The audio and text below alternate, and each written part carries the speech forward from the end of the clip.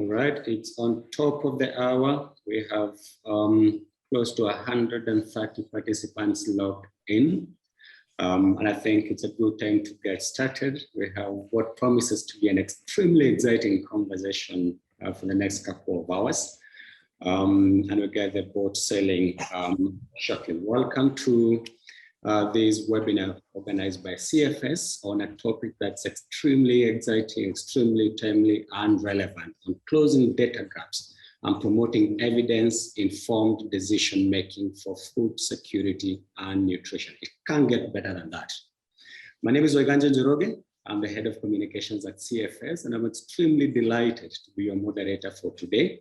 And once again, we're truly grateful that you could join us in what promises to be an interesting discussion, but also critical as it marks the kickoff of a CFS workstream, a new workstream at the Committee on World Food Security on data systems, tools for food security and nutrition. And this workstream will have two components that this discussion will contribute to. The first one is a report that provides the scientific basis, the scientific evidence for this work by the CFS high-level panel of experts, CFS HLPE. It will also culminate as a second product in the development and endorsement of CFS voluntary policy recommendations on data systems and tools for food security and nutrition. And as you probably all know, typical to CFS's approach and model, we undertake this work in an extremely consultative, inclusive process where all views are gathered and considered to ensure that what we ultimately produce has the broadest range of legitimacy. But before we jump into it, and my colleague Fabio had put this slide on earlier, allow me to mention a couple of Zoom considerations that we would want you to have at the back of your mind and steps you need to take so that this event can run smoothly. Number one, we are on Zoom webinar, and so a majority of you will notice that only our panelists are visible, but the rest of the participants are listed as participants, but we'll be promoting a few of you later on when we get to the interactive segment of the event. We kindly request that you rename yourself, and you will do this by listing either the name of your country for members representatives or your organization first, followed by your full name. We also recommend when you're posting questions, which we highly encourage, you use the Q&A function and not chat. We'll be monitoring the chat button and function for any other engagement that will be going on, but we're not going to respond to questions there given the number of people participating. Later in the program, I'll tell you this in a bit. We might give some people the floor, and we'll request that you let us know by either raising your hand or by posting on chat so that you can be given the floor. And finally, and this is a critical one, when you're not speaking, please keep your microphone on mute so that we don't catch any background noise or catch conversations that you wouldn't want us to be listening in on. And just so that you know, after this event, all the presentations and link to the recorded session will be available on the CFS webpage, and my colleagues will be posting a link to the page. And so what is in store for all of us? We have divided this event into three broad segments. The first one, and we're really pleased to have our chair, Mr. Tanawat Jensen, who is also Thailand's permanent representative to the Rome UN agencies. He will deliver brief introductory remarks. And then we will follow that with a high impact keynote statement by Máximo Torero, who is FAO's chief economist. We're very happy that you could join us, Máximo. The second part would be panel discussions, two of them. And we have dynamic, diverse, exciting group of speakers from the World Bank, the Kenyan Ministry of Agriculture, the International Food Policy Research Institute, OECD, and so many other partners, the CGIAR platform, GODAN, ETC, ROPA, and Digital Green. All of these speakers are going to color the conversation with their own experiences. They'll tell us what we need to consider in this new work stream, what challenges we should be highlighting, what topics we should be taking into perspective as we start this interesting work on developing a policy recommendation on data. I plan on making these panel discussions interactive, so I'll encourage you to start posting your questions and I'll direct them as we go. If anyone is not saying things that you want to hear, please chime in and let us know on Q&A and on chat.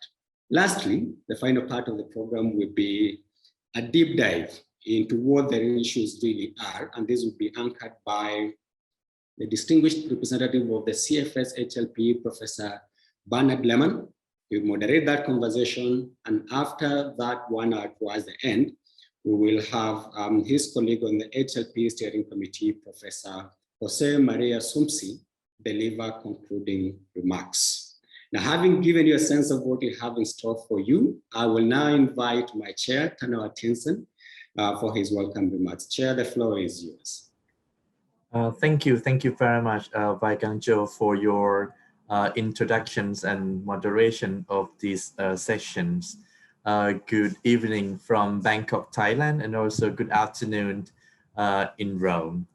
Excellencies, Mr. Torero Máximo, FAO Chief Economist, distinguished speakers, participants, ladies and gentlemen. Thank you for joining us today for this webinar on closing data gaps and promoting evidence-informed decision-making for food securities and nutrition. And I would like to take this opportunity to express our sincere thanks to great support of FAO and also for our CFS high-level panel of experts and other stakeholders to support the work of the Committee on World Food Securities. And as you know that in the, I think this during, on 5th of June, the CFS will also launch another new report of HLPE, which all of you are invited to join. All of us are recognize the importance of data for decision makings for food system and agriculture. The data analytics can be used to obtain information which are used by farmers, producers, and decision makers to optimize their farmings. And also the farmers can make smart farming decisions using that information throughout the production cycle, from planning, plantation, harvesting, always of its marketing ability. Digitalization is introducing complex challenges along the entire food system and agricultural value chain while presenting completely new opportunities. In 2020, the Committee on World Food Security, CFS, agreed on its 4-year program of work, MYPOW 2020 to 2023, which includes a major work stream on data system and analysis tool for food securities and nutrition. With this work stream, the committee recognizes the need to strengthen national data system to increase availability and access to timely and reliable food securities and nutrition data. The access to relevant information across all levels of production allow for optimal production, diversities, security, speed, reliability, and efficiency. Many countries, despite all efforts, do not meet the minimum data requirements, lack sustainable data system, and have insufficient capacity to analyze, use, and disseminate data at their disposal.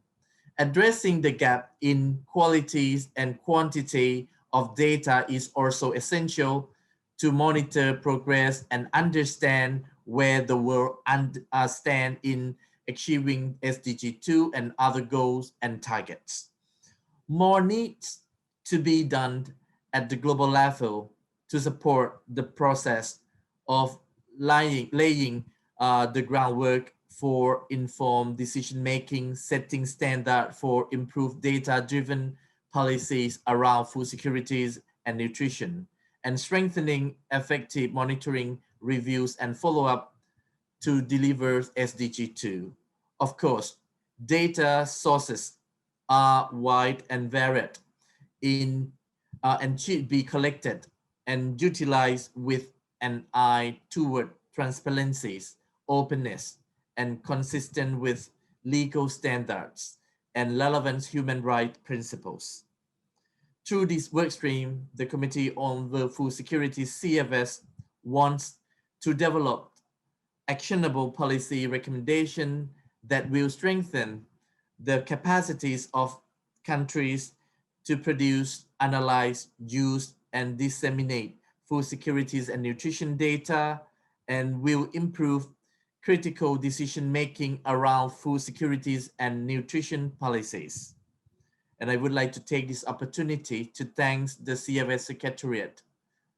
And you have worked a lot to make sure that we can launch this webinar, and also to make sure that we can deliver better work of the committees to our members and other stakeholders. And also I would like to thank again for your participations here today to kickstart this conversation. And I wish you have a fruitful discussion today. Thank you very much. Thank you very much, Chair, for the welcome remarks and for joining us slightly late in the day, your time in Bangkok. We'll now turn to our keynote speaker, the FAO Chief Economist, Máximo Torero, who will be telling us a bit about the challenge that's common to most countries in the world, actually all, if not all. And the challenge is the difficulty to make decisions on agriculture and food security when data is scarce and unreliable. Máximo, please tell us more.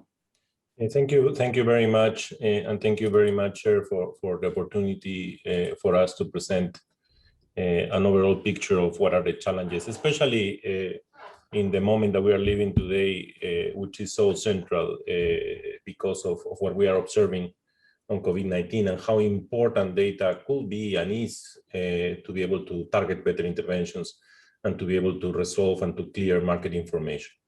So good morning and afternoon to all, and evening everyone, and thanks for joining the CFS event to discuss how we collectively contribute to close data gaps and promote evidence-informed decision-making for food security and nutrition. During my presentation, I will make the case for more and better data and statistics to achieve food security and nutrition by showing some of the key data gaps that are impair effective decision-making, the root causes, and potential solutions to address them. And the concept I want to bring across the presentation is cost effectiveness. Having good data can allow us to make effective decisions and minimize substantial costs in the future. So we always need to think on how to bring this to present value. And normally, ministers of finance and donors don't realize that, and it's very important to bring this up. First of all, if we want to achieve food security and nutrition for all, it is imperative to accelerate actions at 3 levels. Improve access to and consumption of safe and nutritious food, which in turn entails a need to increase availability of safe and nutritious food, make food more affordable, reduce inequities in food access, and create better food environment. Second, build resilience to vulnerability, shocks, and stress that undermines the stability of agri-food systems and food security. And third, transition into more equitable, productive, sustainable, and responsible agri-food systems from farm to fork. These necessary actions are already captured in the 2030 Agenda, in particular in SDG 2, and find echoes in ambitious of the action areas of the UN Food System Summit. Their implementation, however, relies on the identification and execution of the most effective solutions by all stakeholders, from policymakers to investors, private sector, actors to consumers, researchers to civil society and international organizations. And without data, this will be honestly impossible. Here are some examples of where data are needed the most. For decision makers, in particular policymakers, researchers and investors need highly quality and granular data on access to safe and nutritious food and food consumption at the individual level to allow multidimensional analysis on drivers, enablers, and barriers. Farms to study gaps in productivity, sustainable agriculture, and equitable access to means of production and markets. Sustainability of food value chains beyond farm level and contribution of its actors to advance food security and nutrition. Example, food loss and waste, we need to keep tracking that. Climate change. Public and private investments in agri-food systems and their impacts in advancing the key priorities mentioned. They also need timely and granular data and statistics to prevent, maintain functionality during and more rapidly recover to a better off state from crises, shocks, and stress, such as pandemic, pests, natural disasters, climate extreme, economic crisis, political unrest, and conflicts. More evidence on innovative solutions, their success factors, and their impact to accelerate uptake, in particular from the private sector. And macro-level coherent and comparable data to measure global, regional, and national progress on international commitments and goals. There is significant level of data that we need to be able to make these decisions. Let us make a brief overview of the status of the basic data that is needed to inform the status of food security and nutrition. Some of the indicators that inform the state of food security of the world and are also recognized as sustainable development indicators are the ones that comes from the use of the Food Insecurity Experience Scale, the FIES, which is a theoretically sound and empirically valid household or individual food security measurement system that can explore a range of food insecurity severity levels, be analyzed in a way that ensures cross-country and over-time comparability. Despite being an SDG indicator, currently the data gaps are still important, as you can observe in the map. Data is available for 109 countries covering 46% of the world population. More importantly, there are important gaps in important places such as Middle and Western Africa, South Asia, and SEATs. And finally, out of the 109 countries, only 25 collected data through their national statistical systems. Still more efforts are needed to fill the important gap, and we need to bring this to the national statistics so that we can ensure sustainability and continuity. Now, this data, for example, is crucial to identify where the new hotspots of food insecurity are: severe, which is the extreme situation linked to our chronic undernourishment measure, or moderate and severe, which includes all forms of malnutrition. Today, we know that because of not collecting this data, many of the social programs and the cash transfer programs didn't target properly their interventions to the new hotspots of food insecurity. So again, the cost economic return of investing small amounts of money, relatively speaking, to collect this data has created a significant misuse of resources, which has a significant cost. Something very important to think and to have in mind. Data on agricultural production is key to inform food availability, one determinant of food insecurity and nutrition. FAO collects this data from official sources around the world through annual questionnaires. Nevertheless, globally, there is no official data for around 30% of countries, as can be seen in the map. And if take a look across regions, we find that the lack of data of ag production is alarming in Africa, where 50% of the countries do not report official data. On the other side, data of trade is essential to inform food availability and to assess the resilience of markets to crisis. Countries report this data to the UN Comtrade database. Nevertheless, the information that countries report is not timely. For example, this database shows that in years such as 2019, which should be close in terms of reporting, 35%, only 35% of the countries did not report data for 2019. In general, the available trade data is deteriorating over time and significantly less available for regions such as Africa and Western Asia. Again, think on the cost-benefit analysis. We have a problem of lockdowns, we have a problem of lack of mobility of data, and we don't know how much data could be traded. We even don't know how much benefit we will get from interregional trade agreements because we don't have the trade data available. And that again has a huge cost and doesn't allow us to make proper decisions.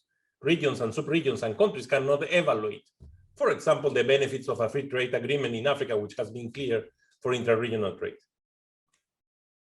These slides present the status of the data on nutrition, stunting, wasting, and overweight for children under 5, which is key for effective policy making.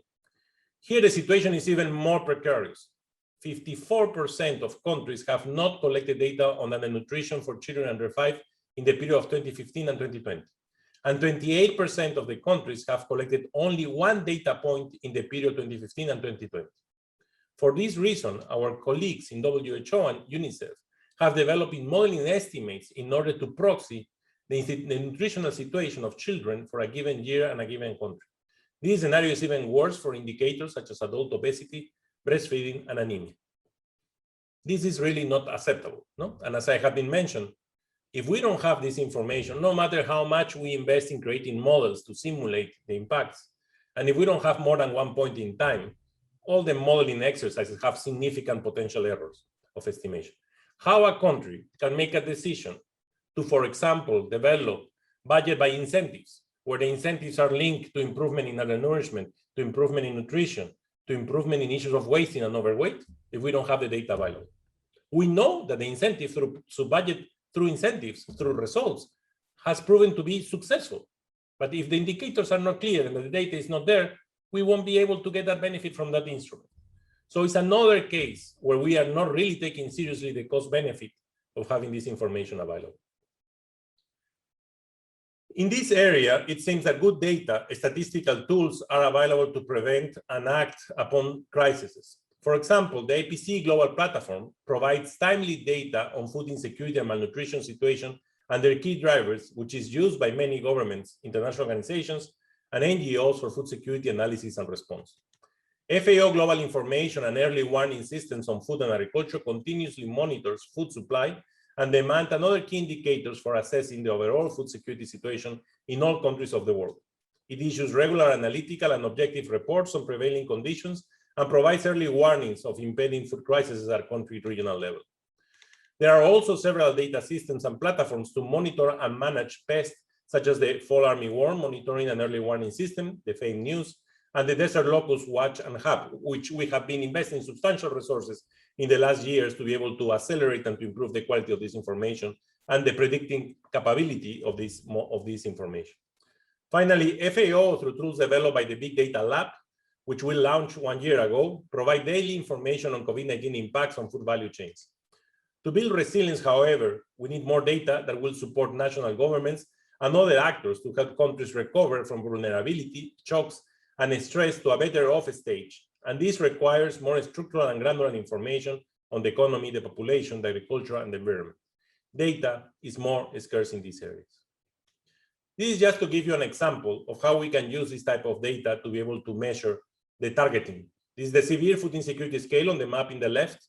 The darker the color, the higher the food insecurity. On the right, you have the multidimensional poverty index, and in the bottom, you have the food emergency areas. As you can see, and the point I was making before, in the middle of this country, there is a significant new hotspots of severe food insecurity, which not necessarily was the typical food emergency areas, nor the multidimensional poverty areas. That's why having this information disaggregated at a subnational level could provide a significant input for governments to make more decisions and better decisions. And when we look across how the deployment of the cash transfer has happened, they only increase intensity of the cash transfers in the traditional places, and they didn't target properly because they didn't collect this data. And that's another gain, the importance of having cost-effective measures and using this data as a way to minimize those problems. If we look at the status of agricultural statistics, we notice that despite an increase in the percentage of countries that have conducted or will likely conduct an agricultural census in 2020, census round compared to the previous round, there are still 29% of the countries that will probably not collect up-to-date structural information on the agricultural sector during the current 10-year period. We also estimate from our 2018-19 SDG gap assessment that about 40% of the countries does not have an annual agricultural survey that allows them to collect regular and good quality information on agricultural annual production, livelihoods and productivity of farmers, agricultural practices, and agricultural labor, among others. Other examples of key gaps concern the availability of SDG indicators that are related to food security and nutrition, such as productivity and income of smallholders, land under productive and sustainable agriculture, secure rights of agricultural land by sex, and the food loss and waste indices. Now, just focus on the censuses.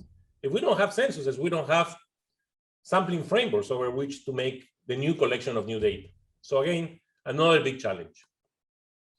Now, having reviewed the status of data on food and agriculture, let us consider for a minute what is that drives the scarcity of data in the first place.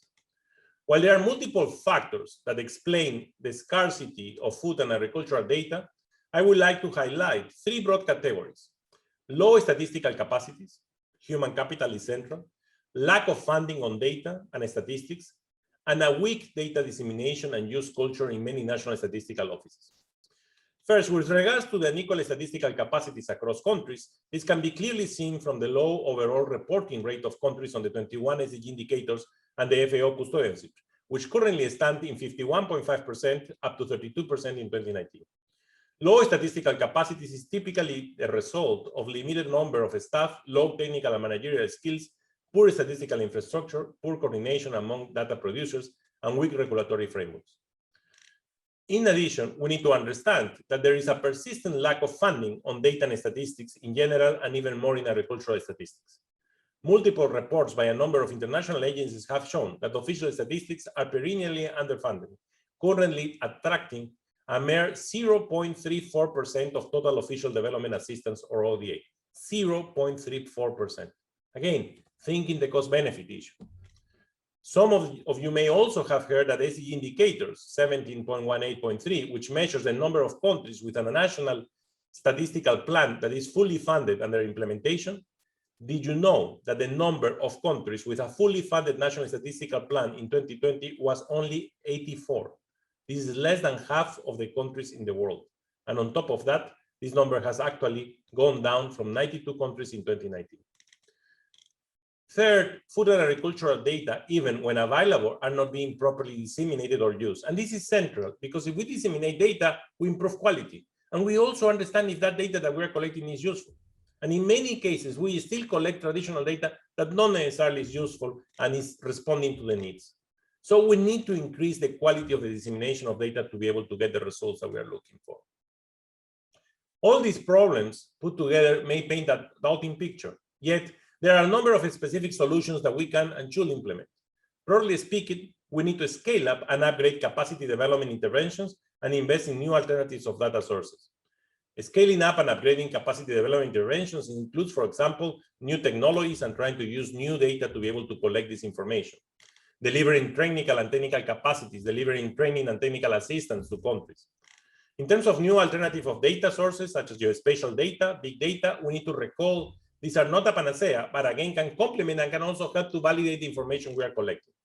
So we need to invest in this to be able to get the results. Now, as a solution to the problem described, international organizations, among them FAO, the World Bank, and IFPRI, I am all of them present today, have partnered with donors such as Gates Foundation, USAID, the EU, and international cooperation agencies of Germany, Australia, and Italy to create the 50 by 2030 initiative, which is the biggest project ever designed for supporting countries to strengthen their agricultural statistics. There are two basic goals in initiatives supported by 50 countries, by 50 countries by 2030 to collect and disseminate agricultural and rural statistics and to increase and sustain evidence-based decision-making by promoting the use of data. In this sense, apart from the support to data collection, there's an important support to countries to strengthen their capacities to use and analyze the data at the level of the offices in charge of policy design and modeling. Now, in order to fill the gaps, the initiative is based on an integrated agricultural survey program with an annual core survey, periodic rational modules, and household livelihood and rural surveys in rural areas. This is bringing together household level data and agricultural level data, which is crucial and something that we need to keep accelerating. A solution to fill the data gaps needs to take into account the fact that there is data out there, usually coming in unstructured ways, that can be combined with innovative methods to create information that is relevant for food security, nutrition, and food system transformation. Organizations, national and international, need to engage this with data and methods considering described prices. I apologize for interrupting, but the interpreters are requesting that you go a little slower. Thank you. Describe crisis of traditional data collecting systems which are facing challenges, such as budget reductions and emergencies that cause data gaps. FAO created in 2020 the Data Lab for Statistical Innovation, which is try to fill these gaps by modernizing how we collect this new information. Essentially, what we are trying to do is to try to improve timeliness and granularity of the data collection. This has been central in the COVID-19. We're trying to produce automated analysis, and we're trying to provide early warning signals. And for that, we're using new technologies, web scraping, text mining, geospatial data, artificial intelligence, and of course, big data by using social media and online newspaper articles. This has proven to be very effective. Like, for example, today we can provide daily prices of food to many countries on different types of foods. That before we couldn't. We can also track, for example, mobility of vessels. We can track financial situations of agrofinance institutions. So many assets that can be provided with this type of information. Some examples of applications building the data lab using web scraping and text mining techniques are, for example, the food loss and waste index, which is central. That's an area that we need to change. 1/3, 14% of losses, 17% of waste is being lost and not being consumed in a world where we have 3 billion people that don't have access to healthy diets. So we need to find ways to collect this type of information, and this data lab has allowed us to collect this information. Also, we can have sentiment analysis of social and unrest analysis, which allow us to target areas where we are observing social unrest because, for example, of significant food insecurity. NSOs in developing countries also struggle to produce accurate, timely, and disaggregated agricultural statistics and agricultural-related SDG indicators. Within the process of data evolution and modernization of natural statistics systems, Earth observations data is one of the key alternative sources that can facilitate the statistical reporting. The main advantage of Earth observation data are its complete geographical coverage, high spatial resolution, and frequent data acquisitions and low cost. Some solutions to fill the gaps using Earth observations are stated here. For example, we can use it for real-time estimation of crop acreage, crop yield, early warning food security monitoring and detection of drought, plant disease, invasive species, precision farming, which is something which is core for smallholders. If some producers have to have precision agriculture, it's smallholders, because they are the ones that have the biggest restriction in terms of financial resources. So they are the ones that shouldn't be wasting fertilizers, seeds, etc. And financial environment for sustainable agriculture, also these are being used to create the scores, for example.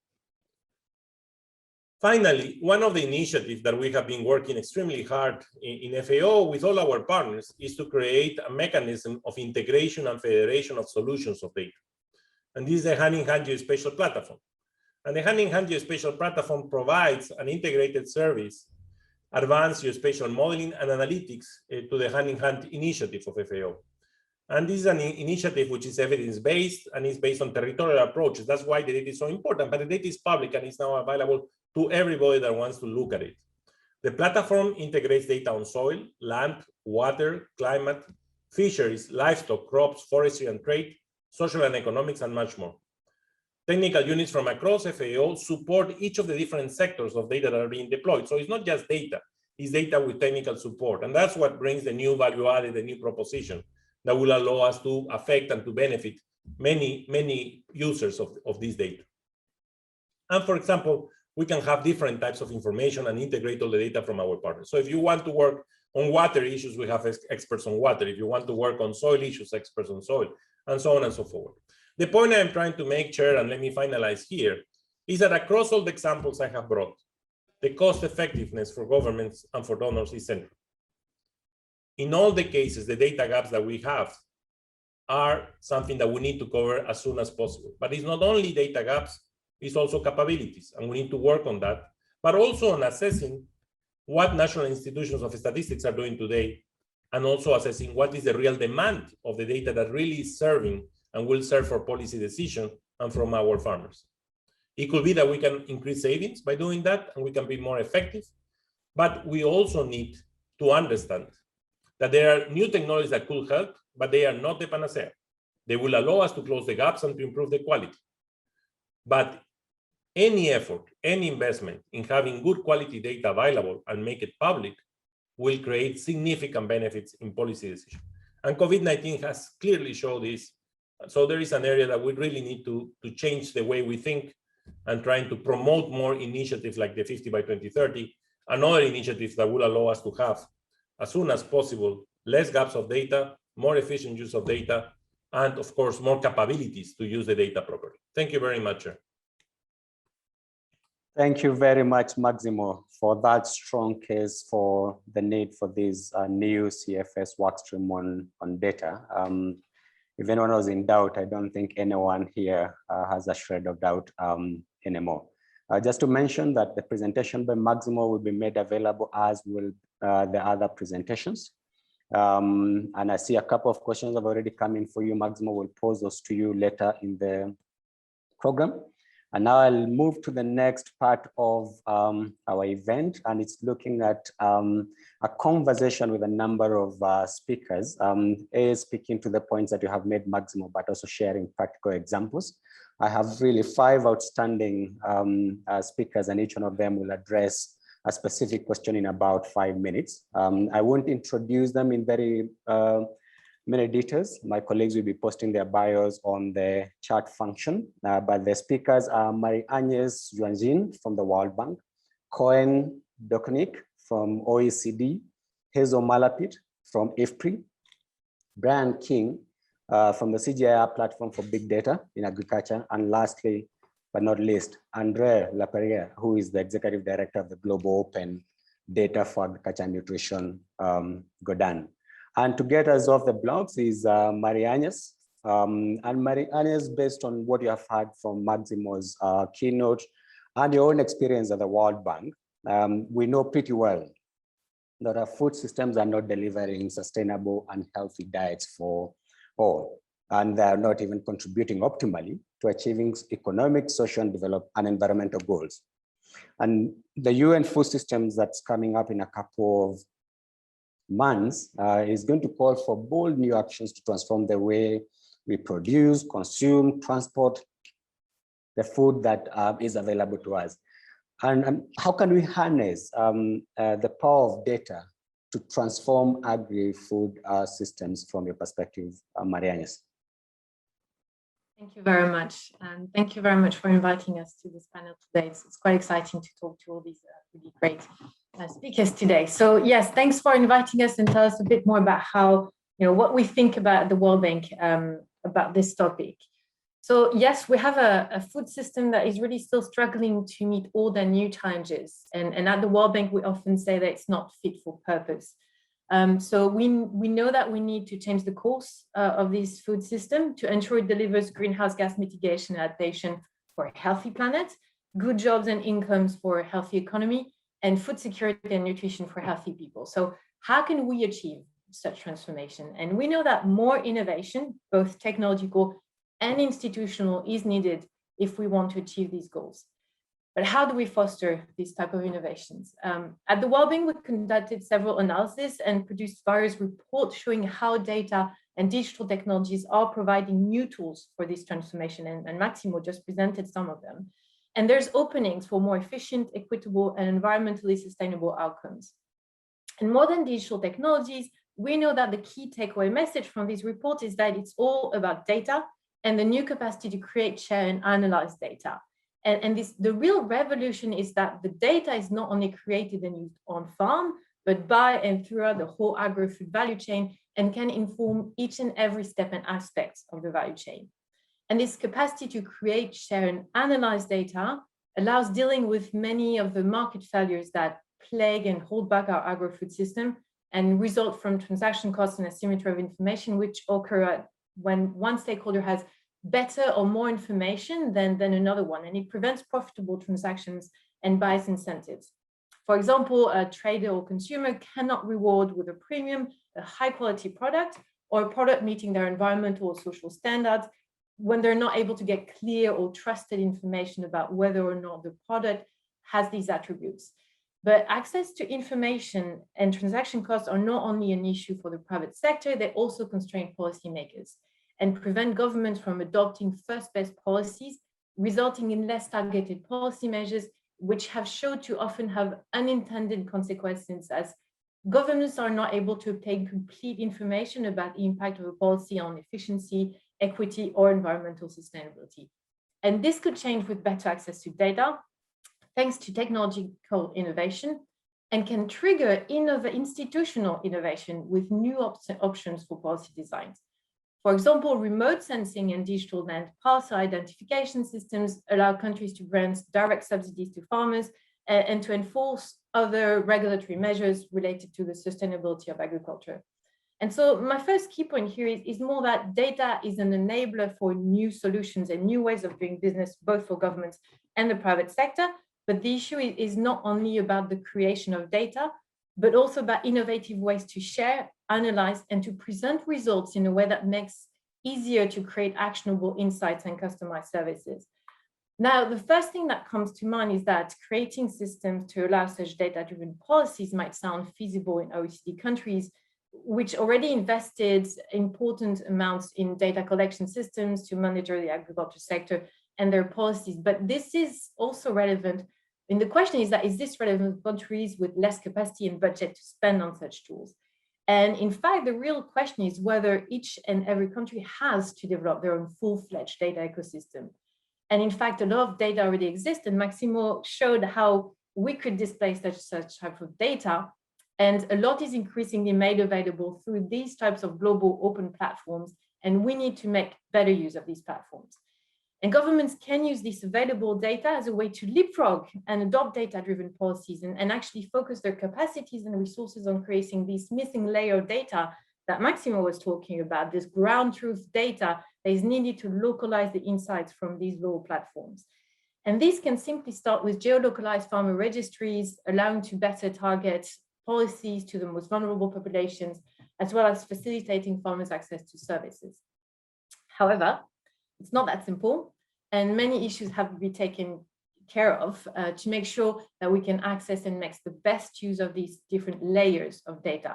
And for that, we need more institutional innovation.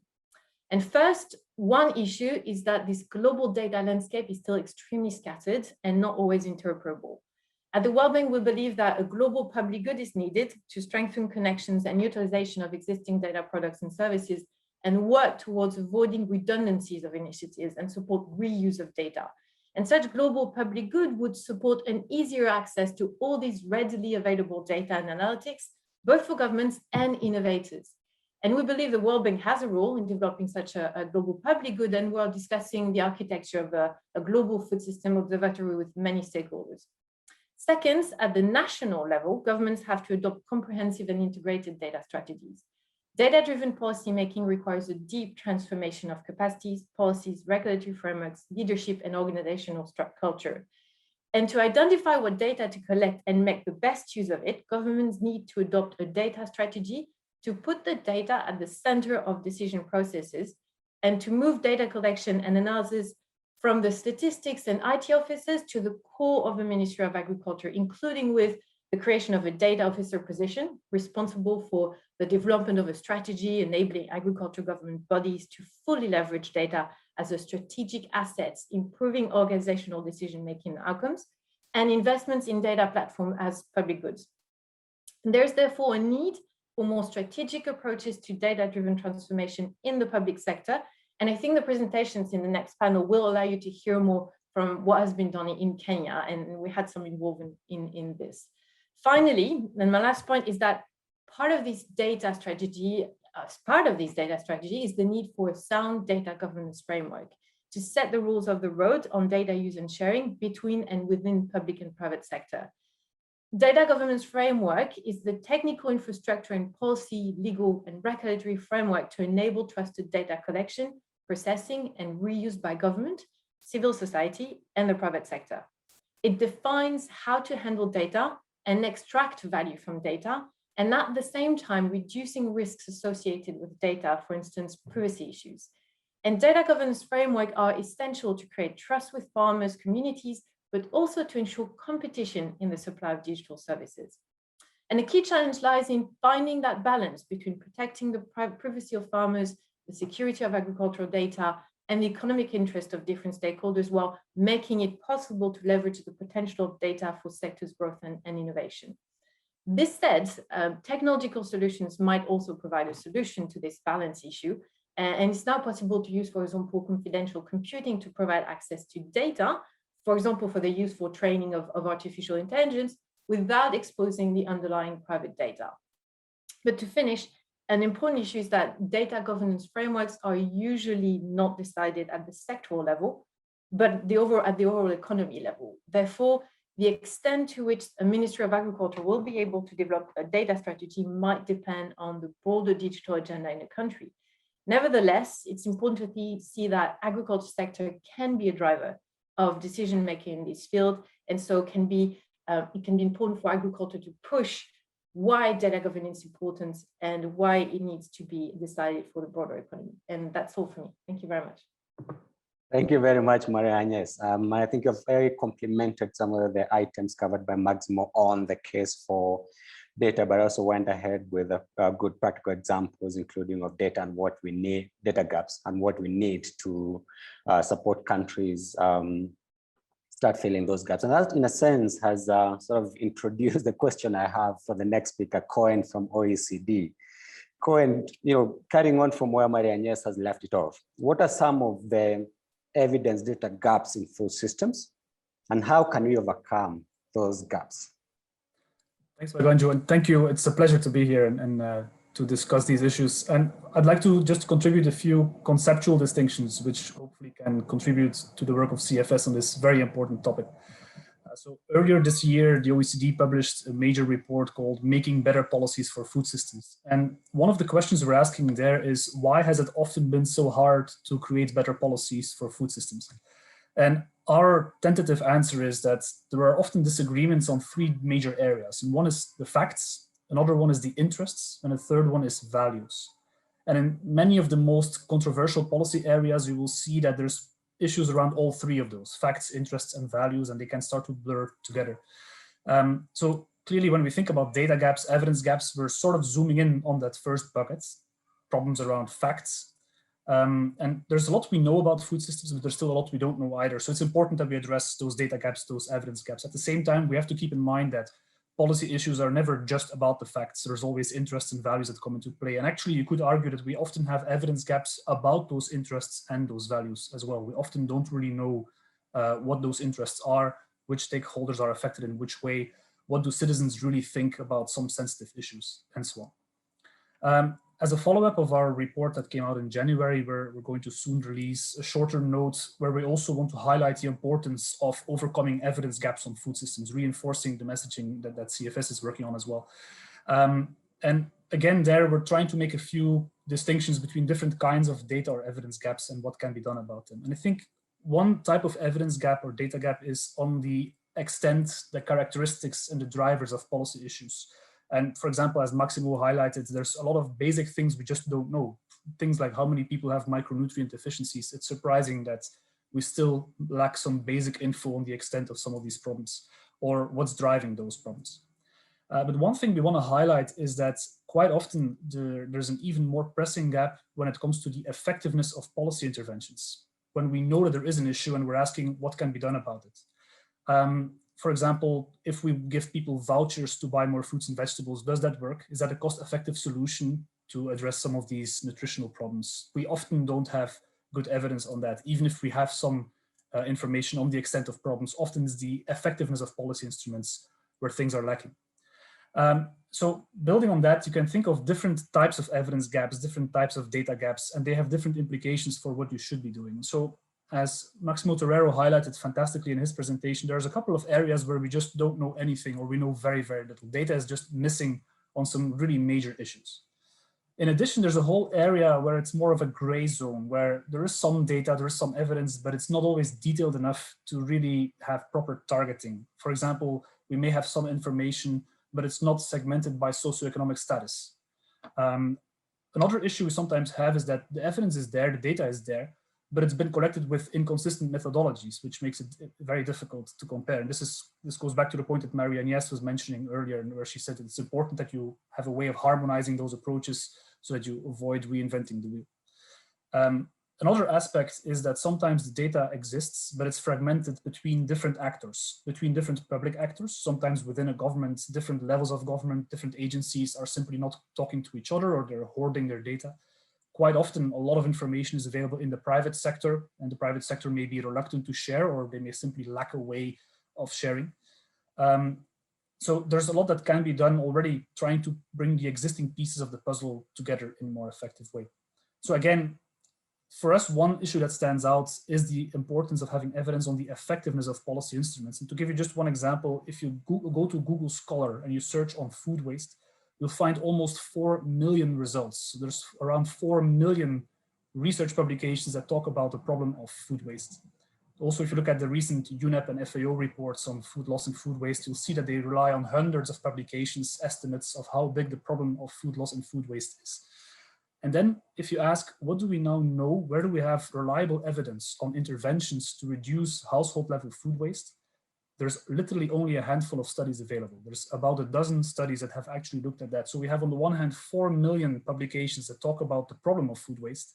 We have hundreds that have tried to estimate how big the problem is, but we have literally only a dozen that have asked the question, what is now an evidence-based method for reducing household level food waste? And there's a couple of other examples like this, I'm sure, across the food system. So it's important that we think not just about the extent, but also about the effectiveness of policy instruments.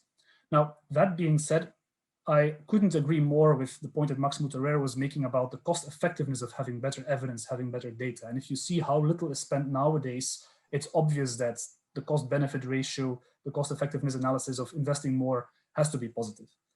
At the same time, we also have to understand, we have to be realistic. Everybody is working in a world with finite resources. So information, evidence, data, it is costly to collect, and it will also never be perfect. So it would be unrealistic to just wait until we have perfect information before we make a policy decision. So we'll never have all the data. So it's important that we're pragmatic. Where can extra data, extra evidence make the biggest difference? So we need to ask what are the main sources of uncertainty to designing better policies? And where can we prioritize our investments? And there's a few different ways of doing that. For example, there's an interesting tool called an evidence gap map, which was pioneered by 3IE. And it's a visual tool that helps to see where we have a lot of information already and where we still lack information on interactions or on the effectiveness of different types of interventions. So that's an interesting tool that can be used to prioritize where more efforts are needed. We've heard a lot also about new technologies and how those can help. There's one other element that I'd like to highlight, which is the possibility of using institutional innovations. For example, we know that firms have a lot of interesting information that could be used. They're also obviously reluctant to share that information into the public domain. Is there a possibility that you create an independent organization that can act as a clearinghouse, that can get the information from the private sector and that can draw the necessary conclusions that policymakers can use, so that, but without necessarily sharing that underlying data into the public domain? That could be an institutional mechanism to overcome some of those evidence gaps. As another example, in the United States, the Department of Agriculture is using a mechanism of reverse auctions to figure out how much to pay farmers for ecosystem services. So rather than having to go out and try and estimate how much should we pay farmers for ecosystem services, they use an auction mechanism so that that information is almost revealed automatically. So are there other institutional mechanisms like this that could be used to creatively unlock those data, the evidence that is currently missing? So I'll stop there. Those are just a few thoughts. Thank you. Thank you, Koen. Really fascinating dimensions and perspectives there, starting with how do we measure interest? Whose interest are we talking about for this transformation to happen? And the question I have for next speaker, Hazel from IFPRI, touches partly on that point that you made, Koen, around a report that was produced by the CFS HLPE that speaks about the four dimensions, 4 pillars of food security: availability, access, utilization, and stability. But the report goes ahead to say that the dimensions we need to amplify of those pillars, and that's agency and sustainability.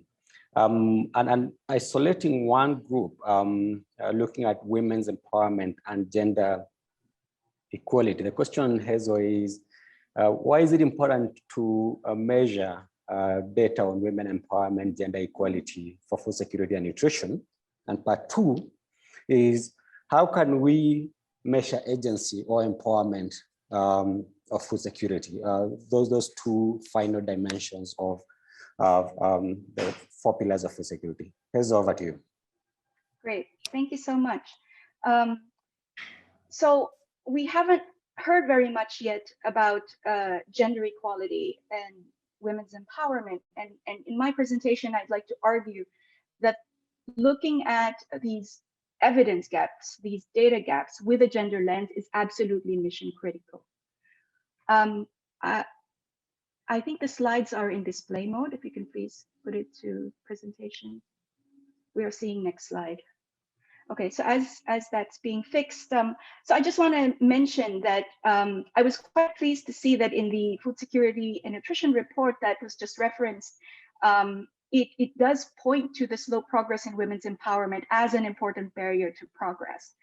And why do I say that this is in fact mission critical for achieving SDG 2 is because women are in fact key actors in every part of the food system, and yet their contributions are often undervalued, unpaid, and overlooked. And so these gender dimensions are in fact very much interlocked with the entire food system, that if we close these data gaps without looking at the gender dimensions, we're going to miss a big part of the picture, and this could lead to unintended consequences. So to get this right, we do need individual level data to track progress, not only on food security and nutrition, but also on gender equality and women's empowerment. To be able to track the gender dimensions of food security and nutrition, you need to measure these outcomes for both women and men and girls and boys. You need to make that comparison to say something about gender. There's just no way around that. And this is where the WEA tool, the Women's Empowerment in Agriculture Index tool, is very useful because it collects data on both women and men. And these WEA-based metrics can therefore track gender equality and the transformation of gender norms. Next slide, please.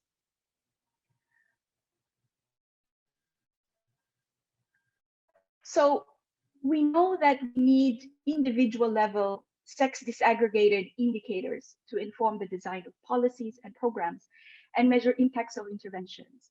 But which indicators should we therefore use?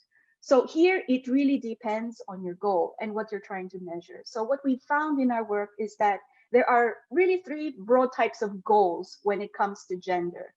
You have programs that aim to reach women, meaning just including women in program activities. There are programs that aim to benefit women, meaning increasing women's income, food security, health and nutrition, or some other measure of well-being. And third, there are programs that aim to empower women. So these programs go beyond simply reaching or benefiting women, but aim to strengthen the ability of women to make important decisions. So not only that their nutrition improves, but that they should have the power to decide and take appropriate action for their own health and nutrition.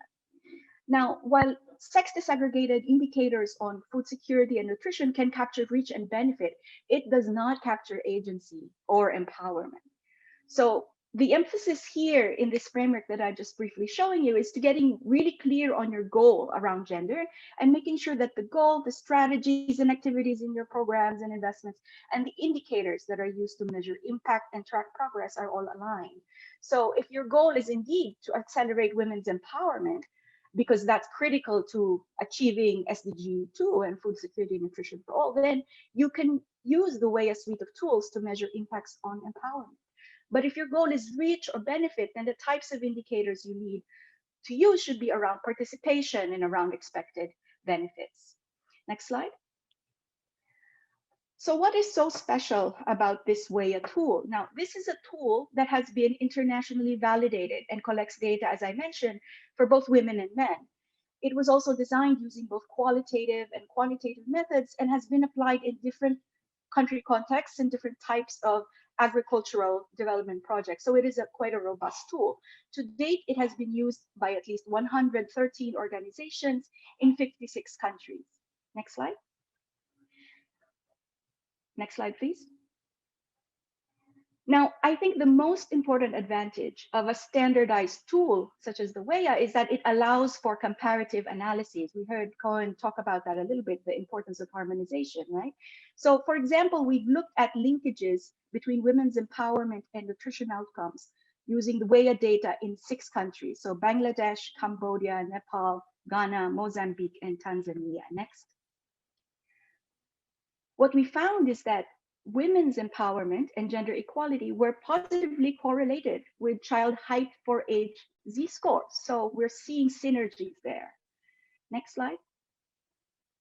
However, we also found that there were trade-offs between different domains of women's empowerment and nutrition outcomes.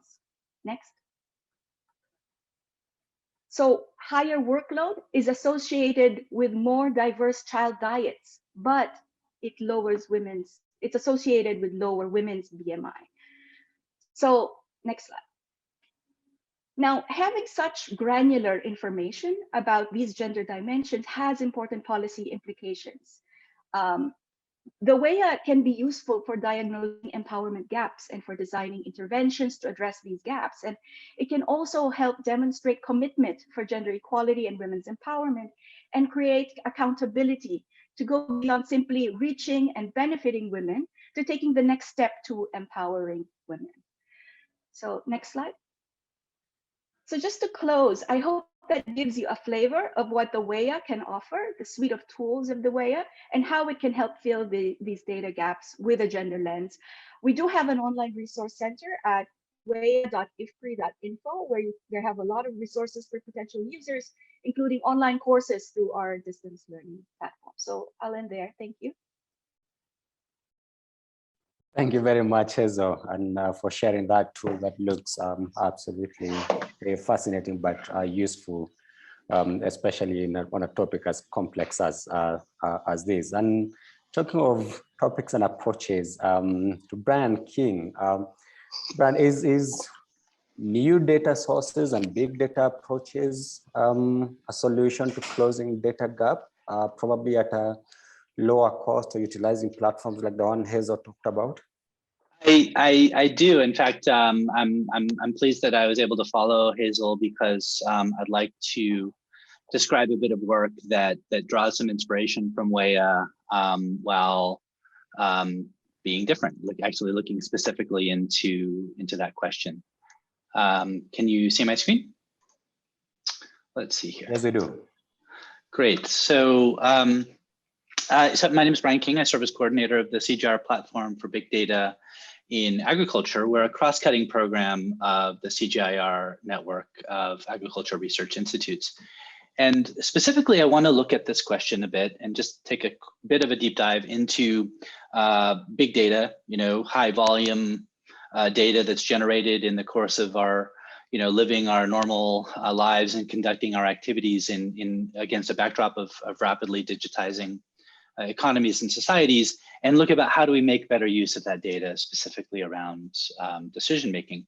So without going through the vast universe of types of data out there, I want to look briefly at call detail records. And call detail records, or CDRs, if you've not interacted with them or heard of them before, they're data that are generated by the operation of mobile phone networks. And so it's traffic between towers, it's data that also comes from individual devices. And so data, things like who called whom, from where, how long did they speak, and then increasingly there's transaction data associated with that, topping up mobile phone credit, or use of mobile money for various types of transactions. And so there's a growing body of research of looking at this data and using it to try to predict things of relevance for food security analysis. And just a kind of spin through the literature, and you'll find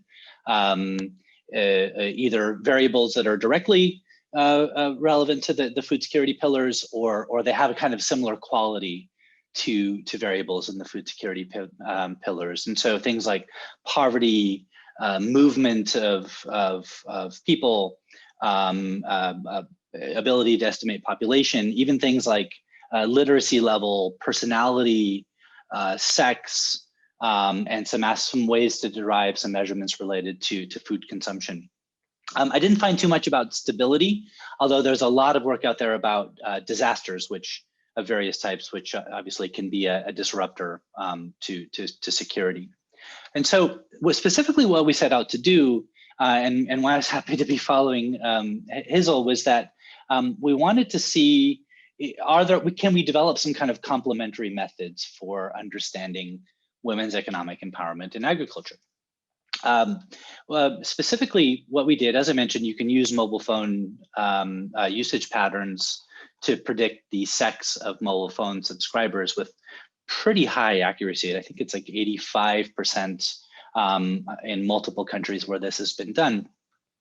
And then, we also wanted to be looking at certain aspects of economic empowerment, variables that seem to have a strong relationship with this this idea of agency that Hazel mentioned. And so occupation, it's agriculture. So we want to know, where we're looking, but also to see if there's some ways we can predict some things about household decision-making power and ownership.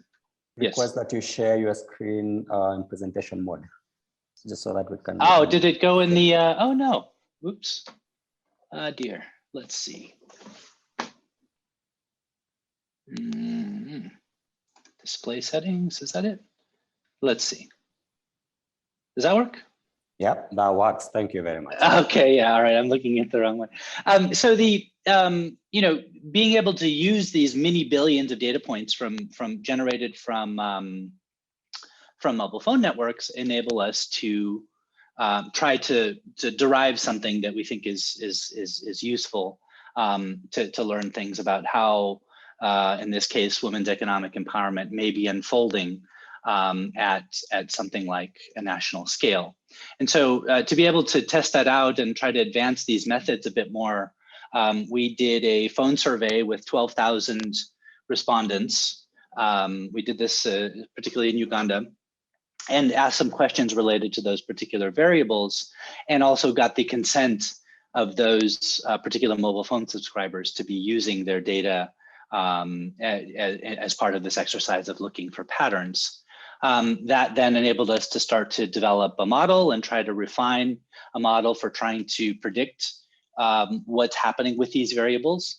And of course, continually kind of refining and testing that model. And so that enabled us to generate a view, obviously a narrow, and it's got some inherent limitations, but it has some inherent strengths in that we could generate something like a national view really pretty quickly, and try to get a bit of kind of scale and high frequency of data available to decision making, and as I said, building on rigorous and established methods of the type that Hazel just described. And so I'll just close here. The last I think it's interesting to note one other thing that we did in terms of being able to use this data. Obviously, there are real individuals that have given consent to make use of their phone numbers. None of that was revealed to anybody. But in order, to be able to make this data relevant for decision making, what we did was essentially develop marketing profiles, archetypes, and this is just an illustrative one where that correspond to or map to and are reflected in the data of what we think is going on with individuals. And so no private data, all of the private data, the personal identifiable information remains thoroughly protected. But we are finding ways to sort of make this data available for decision making, and I think there's some really interesting complements to other research methods through this. So thank you.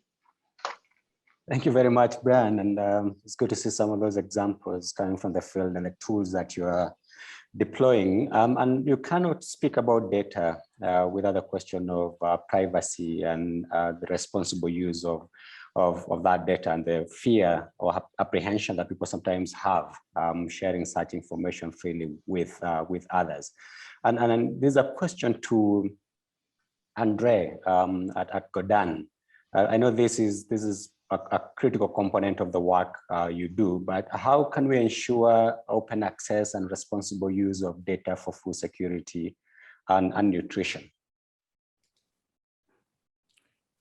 Thank you very much. Just 1 second, I'll try to get there. Yes. I think one of the keys answering this question has to do with the concept of data-driven agriculture, because that concept embeds both challenges as well as promises in the same statement.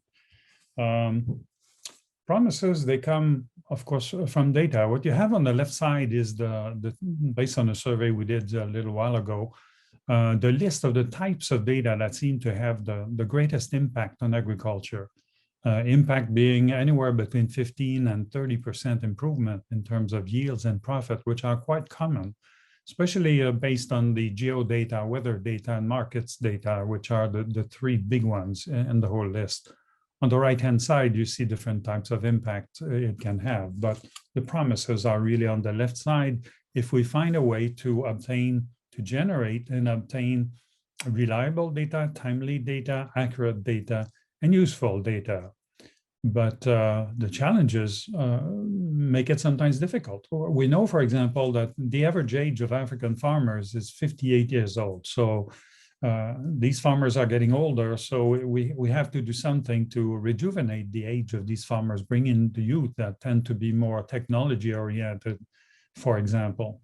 We know that in Africa, 90% of African farms are very small. They're 2 hectares or less. 80%, in fact, are 1 hectare or less.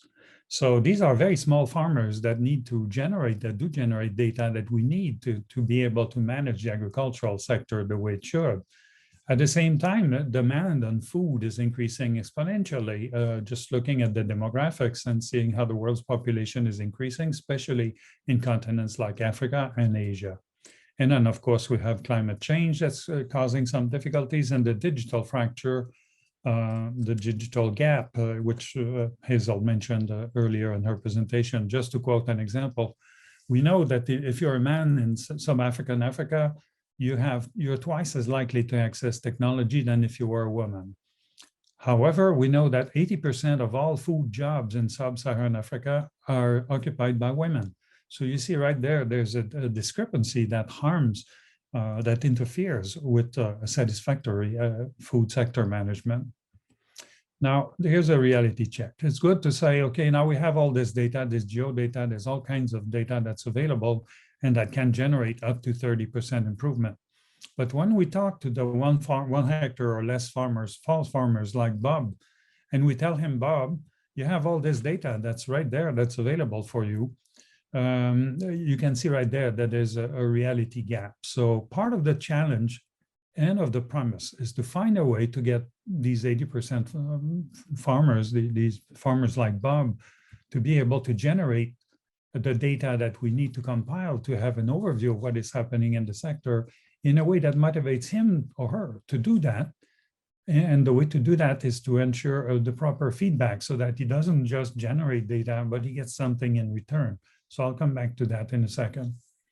This concept, though, of data-driven agriculture also involves responsibilities, because once you get into very granular data, you run the risk of exposing some of your sources, some of your small farmers to praise, so to speak. For instance, if we know that there is an infestation or a drought or something in some part of the country, we can know which farmers are really in trouble because their farm is really suffering more than the others. There's always people that are looking for opportunities like that to prey on these victims and benefit from that. So those managing the data have an extended responsibility to make sure that we do no harm in the way we manage data. We can aggregate data that we release, but whichever way we do it, we have to make sure we do no harm. Now, here's the 30% improvement. This is an example of, in 2017, we did a comparison, and that's in Meknes in Morocco. We compared the 2 key crops, wheat and lentil production, compared to how it was 5 years before, while they were using traditional farming methods, while in 2017 using precision agriculture and other data-related techniques.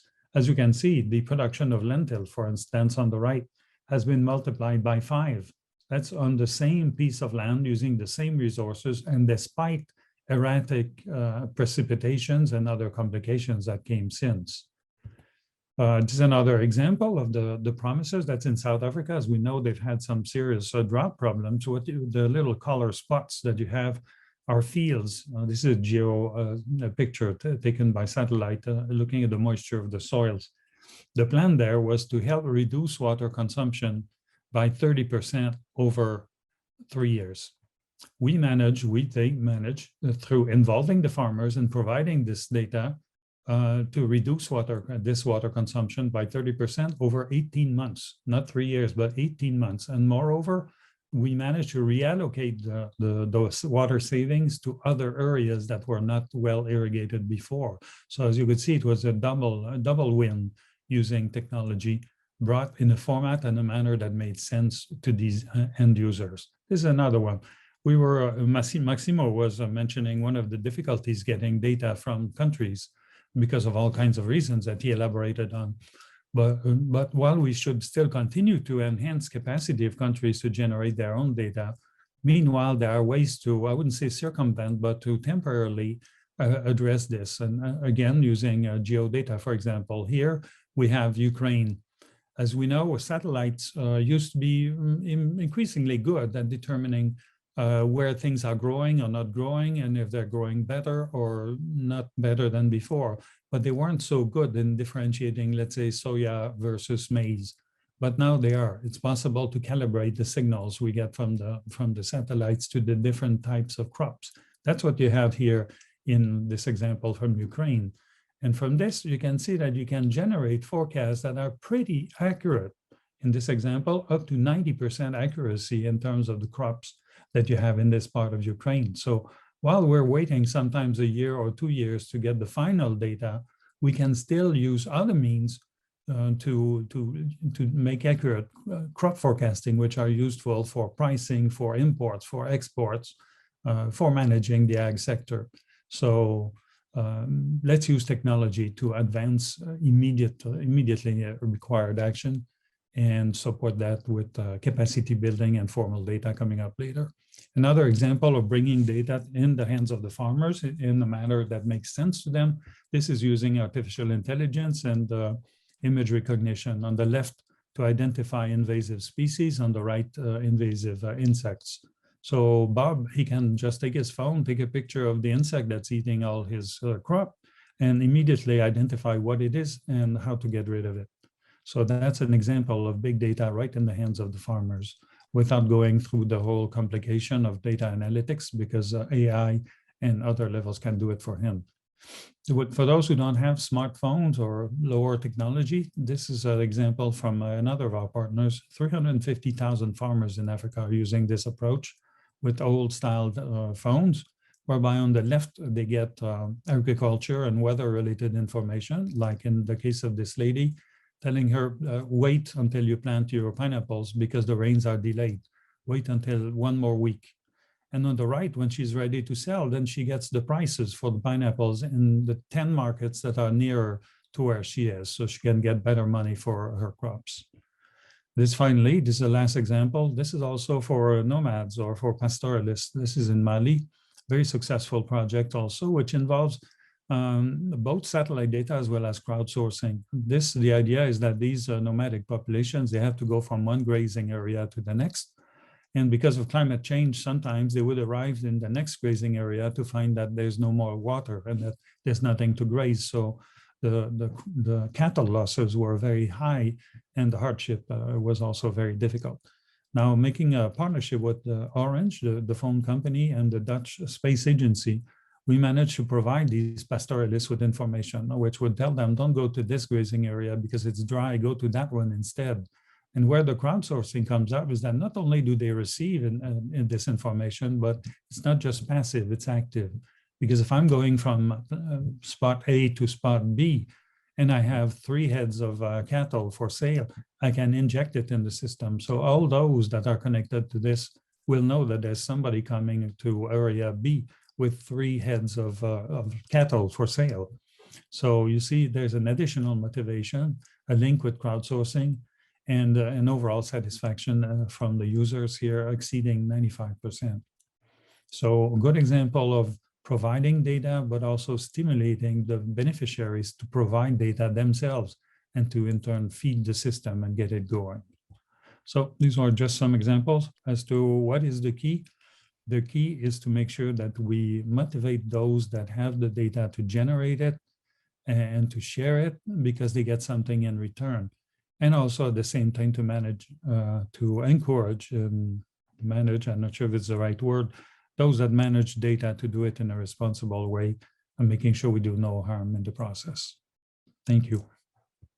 Thank you very much, André. And it's really good to see, especially those examples of data at a very localized level using technologies that can be accessed by most people involved in food production. And another point where you said what the key is, André, I have a question for you and for the rest of the panelists.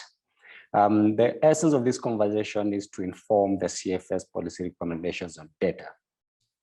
How do you see the policy recommendations contributing or supporting to address all the issues and challenges you have spoken to? I'll start with you, André, in a minute, and I'll go to around the table to all our other speakers.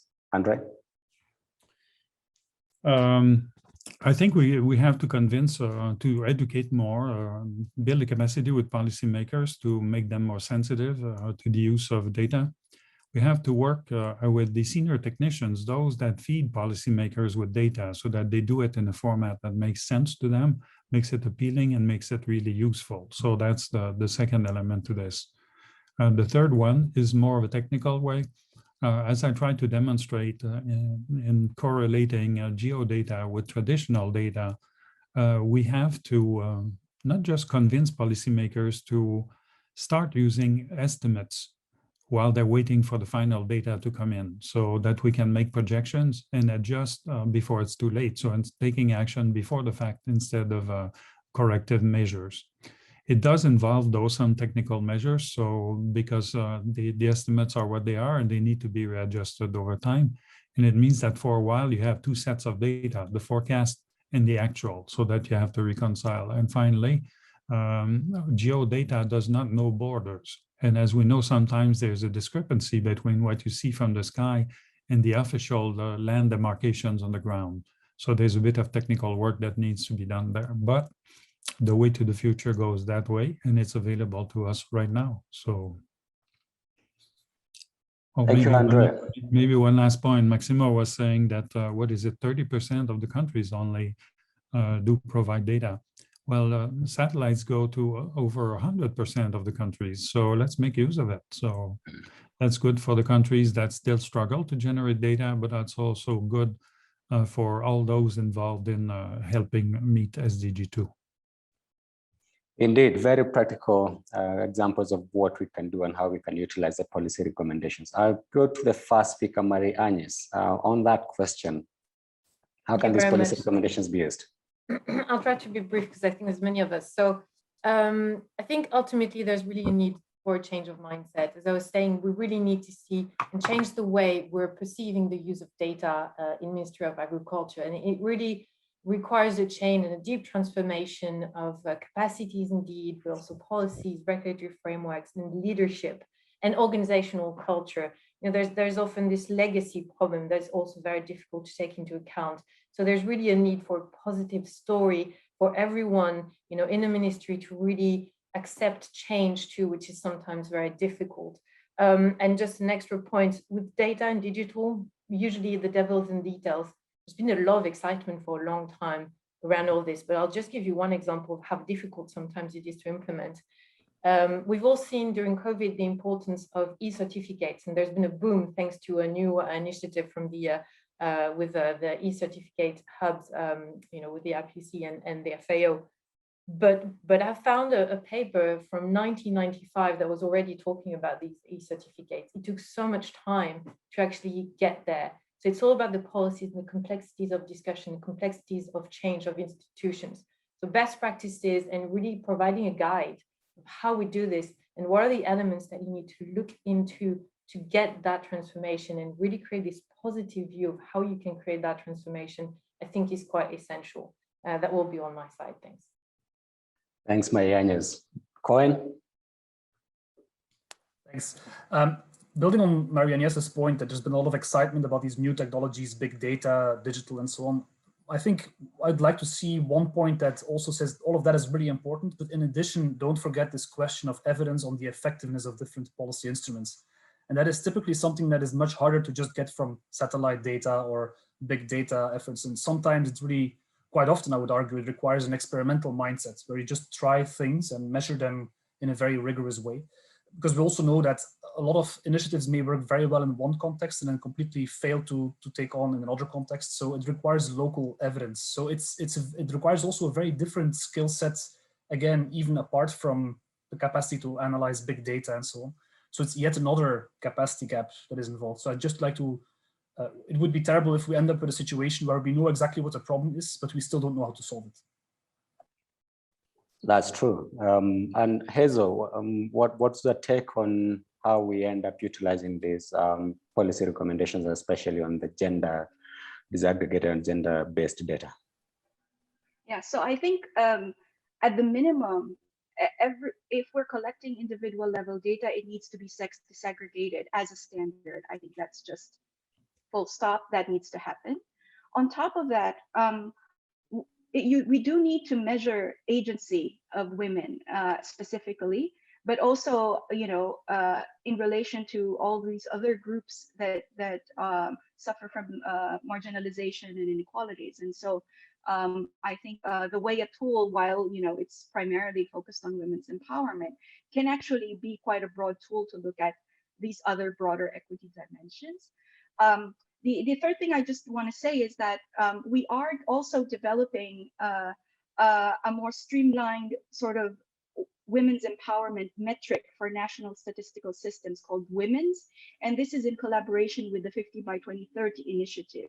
And so this is really a tool that is ongoing. It's under development, but the goal here is to use that as a sort of really nimble, streamlined tool for tracking SDG 5. So I think those three things would be very useful.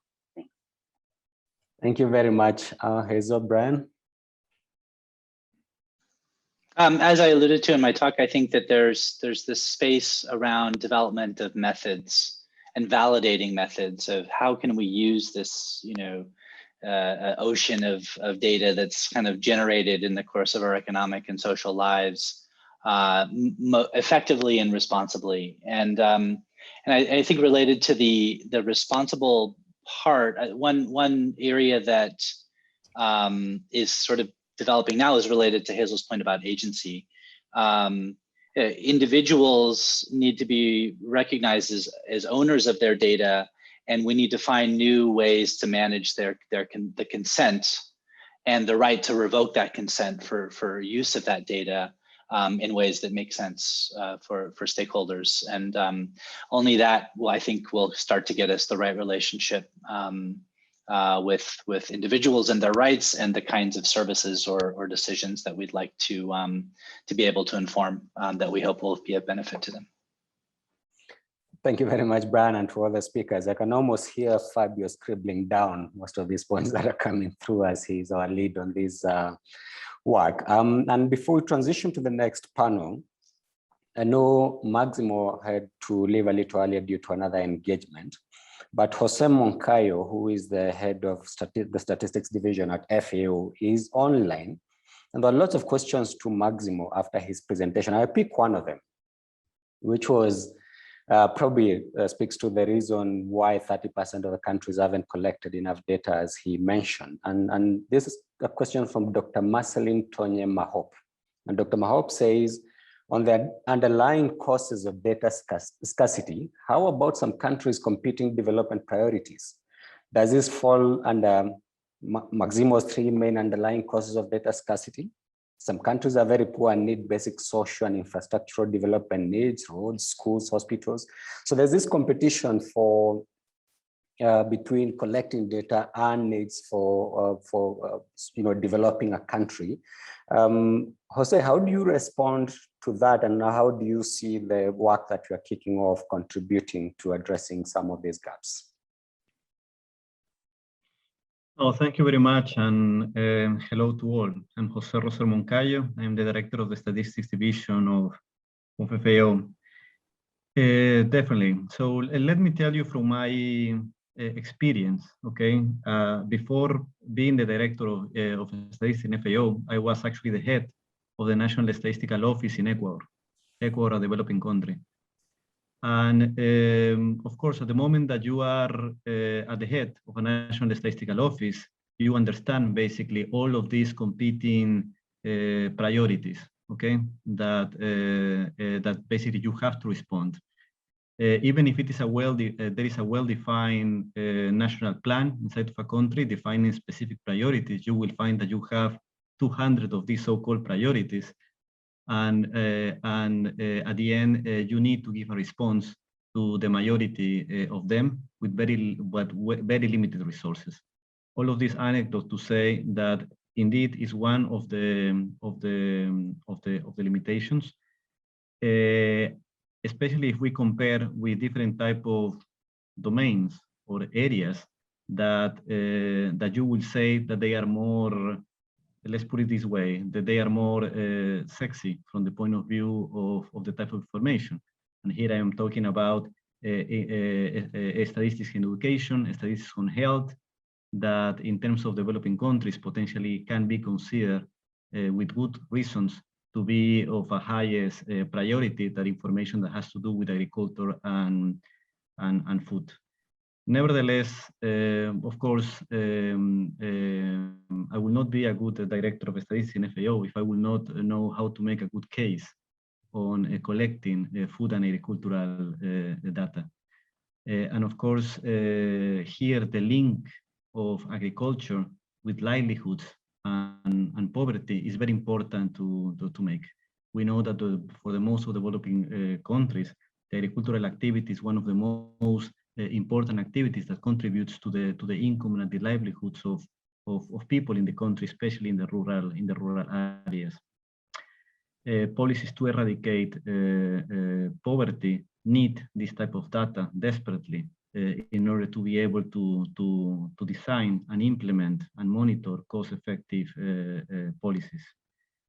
So while it is acknowledged that the different type of competing priorities that are there, there is always a good case to make in order to collect agricultural food and nutrition data, not only at the level of the farm, but actually at the level of the full value chain if we think in a food system kind of framework. Over. Thank you very much, Jose. And just to mention, as we come to the end of that first panel discussion, the many questions that you have posed will be responded to in good details in the next hour from 5 p.m. The session that will be anchored by Bernard from the HLPE will look at speaking specifically to the questions that you have posted. I'd also like to encourage our speakers, if you can, please respond to some of those questions on Q&A directly. Those that we don't respond to, we will respond in writing and post them on the CFS website in the summary report that we produce following this event.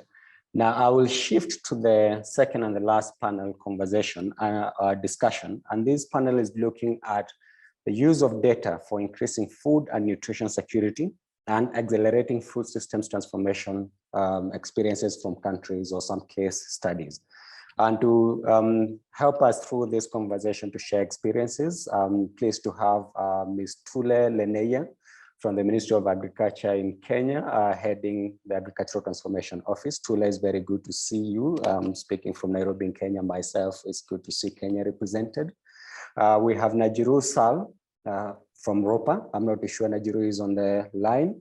We have Rikin Gandhi, who drives the work of Digital Green. Thank you so much for joining, Rikin.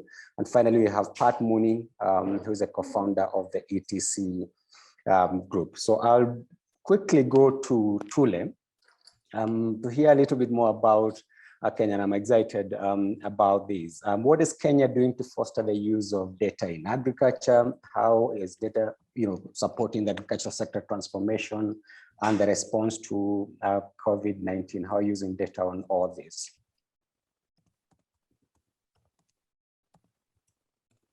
Thank you so much. Sorry for that. We're just having power issues today in our side of Nairobi. So I'll just take you through my presentation with regards to the ATO and the work that we're doing at the Ministry of Agriculture with partnership through CALRO and the other sagas, as well as the World Bank, IFPRI and AGRA in particular.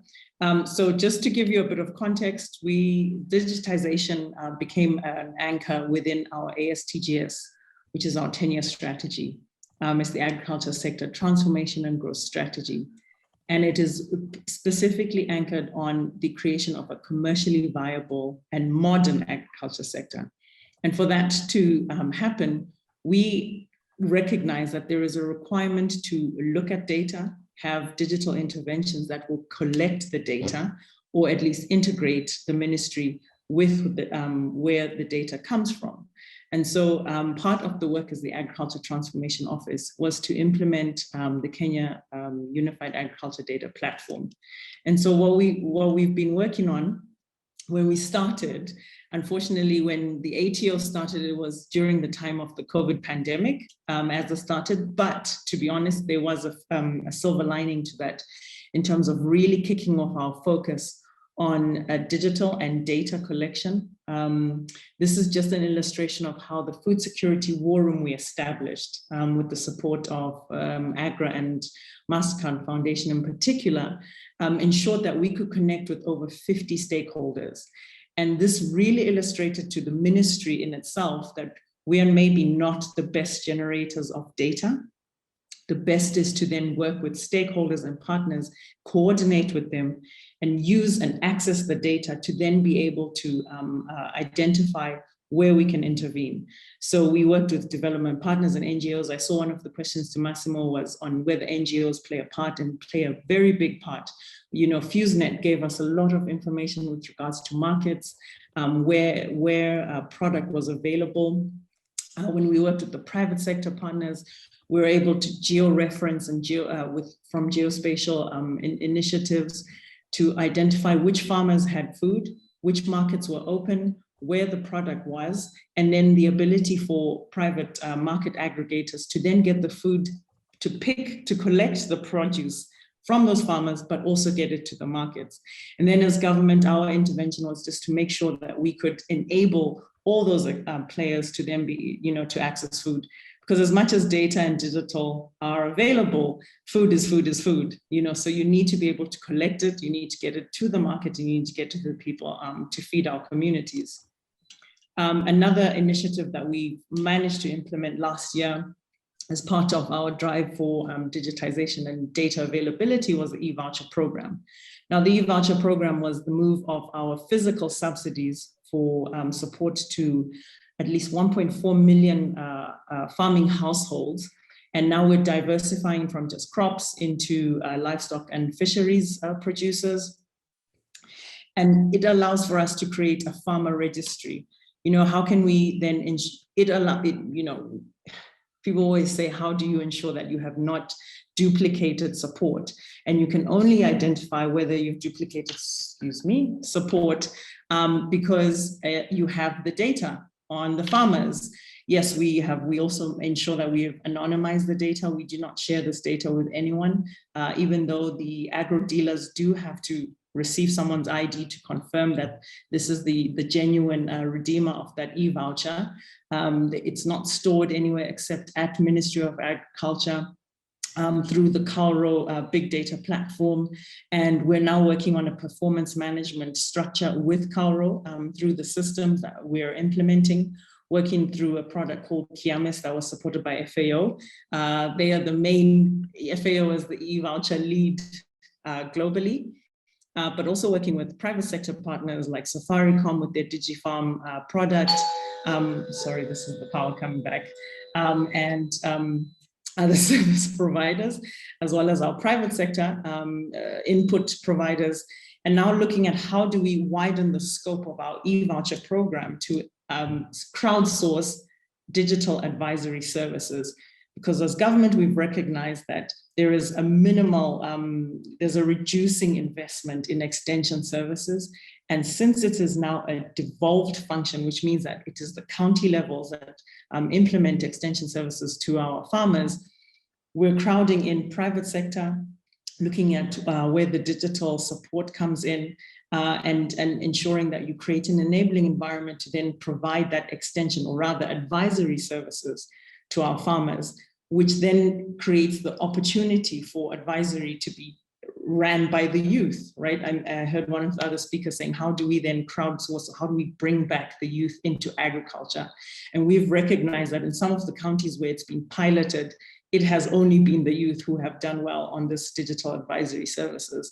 And it is true, our average age farmer in Kenya is 65. So you can imagine in a few years' time, or even if you try and deploy a platform on a mobile phone, if it's not USSD or SMS, it's likely to fail. But when we have brought in the youth, we have seen development and support, and the older farmers, the wazés as they are called, now coming on board and really appreciating the support that youth can give in agriculture. And then finally, like I mentioned, the Kenya Unified Agriculture. Your audio tapered off a bit. Sorry, like I said, the power situation, you know what we're dealing with. Clear. Can you hear me now? Faintly, with a bit of echo. Okay, then I didn't change anything. Yeah. So finally, I wanted to illustrate the Kenya Unified Agriculture Data Platform. We recognize, like I said, that government is not the creator of data, but the aggregator. So this platform is to then crowdsource information from KNBS. We work with our Kenya National Bureau of Statistics, from KALRO, KRA, which is our Kenya Revenue Authority, as well as I heard someone talking about satellites and the availability of geospatial data, and integrating all that information through batched data and real-time access data, creating a data lake, and this will be hosted at KALRO as well, because we recognize that we need to now start leveraging our investments and ensure that we are not reinvesting and not recreating the wheel, and thus, being able to implement all our use cases from our digital strategy, which came out of the ASTGS. And right now, for example, we have already started working on the visualized database dashboard and have support from the National Agriculture Statistics Services from the US Department of Agriculture to help KNBS, KRA, and our internal statistics teams build the capacity to then have our agriculture census, ensure that we can process the data, because like Máximo mentioned earlier, you can collect data, but if you don't know how to apply the economic models to it, if you don't know what to do with that data, then you just have data for data's sake. And then finally, for us, it's important for us to build resilience in our ag data and digital interventions. So as mentioned, the skills, we certainly need to ensure that we build the skills. We're only starting that journey now. We need to create an enabling environment. We have recognized that we cannot have a national data strategy without collaborating with others, and hence the way the Kenya Unified Agriculture Data Platform works. And finally, innovate, innovate, innovate. We've also agreed within ministry that we need to design more flexible engagements with our partners. We know as a national government, we've been quite rigid for a lot of time, thus left behind in a lot of those innovations. And then also looking at sustainability. We recognize that there is resource constraints. How do we leverage the resources that are available? How do we motivate for more resources? And the only way you motivate is by illustrating. So this is why we keep running a few pilots. It's now time for scale, and recognize that although a lot of our decision makers are senior, they have seen that there's an importance for data and digital innovation, which will ensure that we can invest further in the systems and allow for people to enter the market. Thank you. Thanks, Njoroge. Thank you very much, Thule. Innovate, innovate, innovate. A good place to wrap it up. And I can testify to this being Kenyan. There's quite a lot of innovation coming from the office that you drive, Thule. Good work, and you get to see lots of young people getting involved in the digitized side of agriculture. I go to Rikin, who is also working with small holder farmers through his institution. Rikin, how are you supporting farmers to control and securely share the data they have across food systems? And this is tied to the question we asked to André of GODAN earlier. Well, thank you so much for having me. And the work I'm to share today is supported by the Gates Foundation and UK Aid, and is in very close collaboration with the Ministry of Agriculture in Ethiopia and others. And essentially the challenge that we're trying to solve, which certainly builds on what we've heard today, is how can we enable data sharing within this broader ecosystem of government, private sector actors, and civil society to have trustworthy ways in which they share data with one another.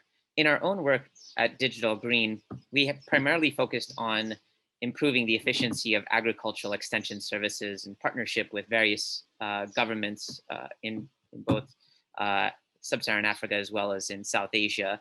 And primarily this is involved using videos by and for farmers to share best practices more efficiently. And it's reached a fair amount of scale with more than 2 million farmers and more than 46,000 odd extension agents involved.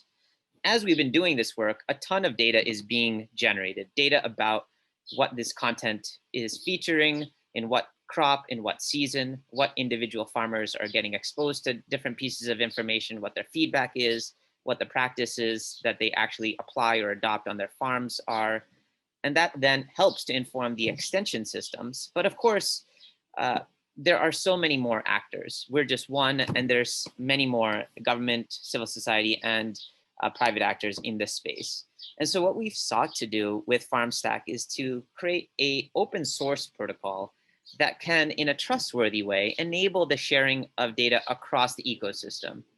Since we recognize that it can't be just one single actor that is going to aggregate everyone's data, we need to think about how can we drive complementary ways in which data can be shared, but in a way that protects the individual interests of the respective organizations and individuals.